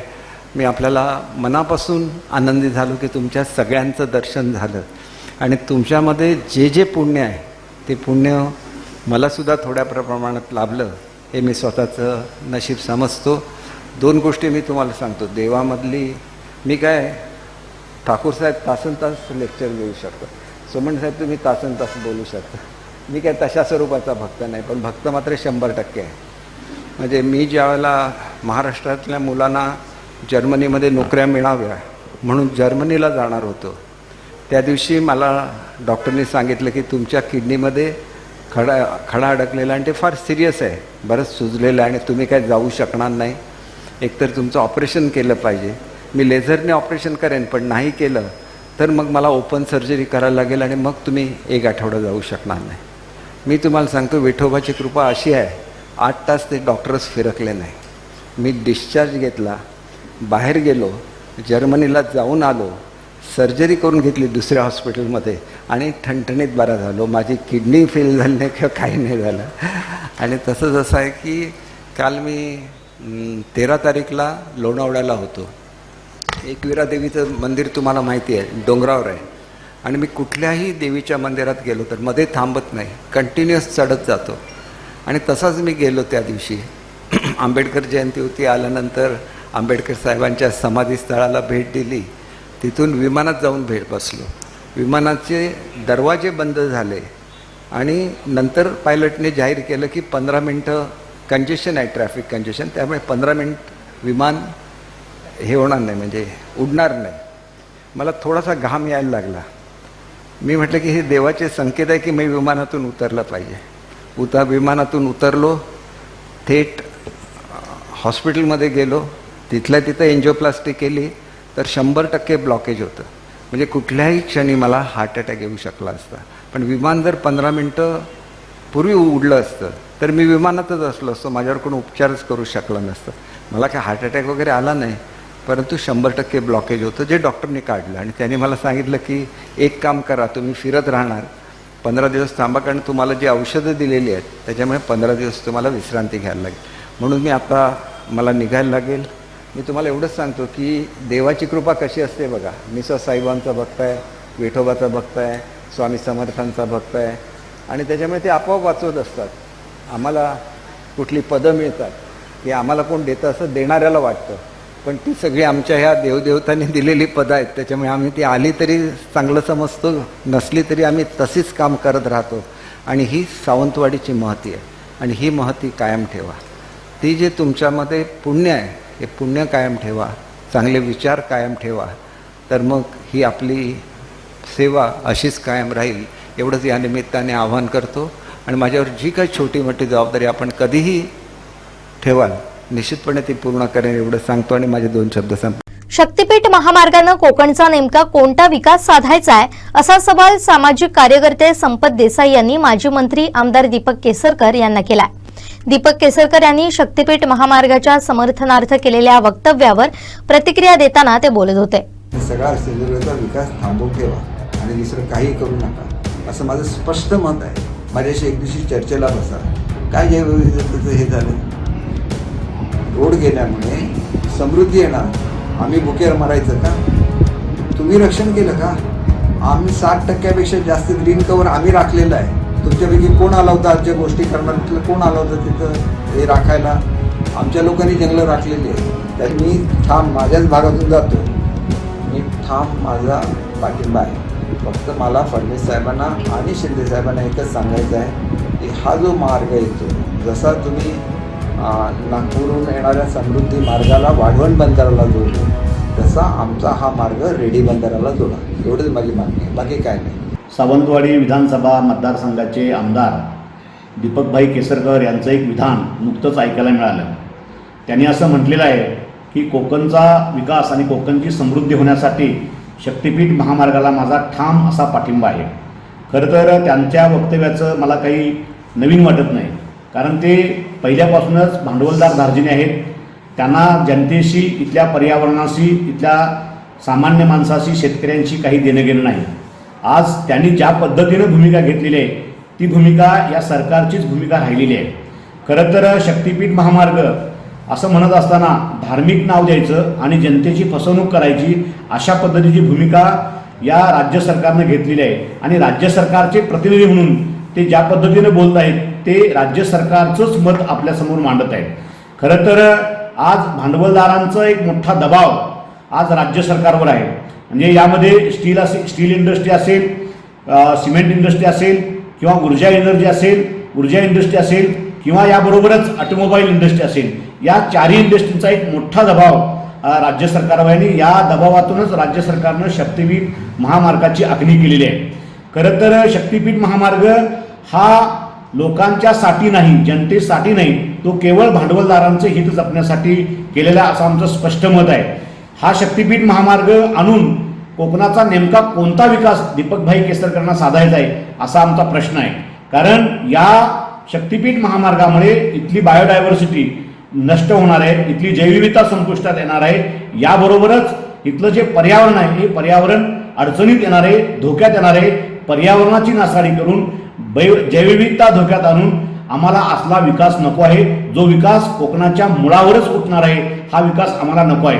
त्यामुळे कोकणाच्या वर डोक्यावर असलेला आजरा तालुका असेल किंवा सावंतवाडी दोडामार्ग तालुका असेल, या तालुक्यातून आम्ही जनतेच्या बाजूनं जनतेला घेऊन, जनतेला सोबत घेऊन शक्तीपीठ महामार्गाला सर्व शक्तींशी विरोध करणार आहोत.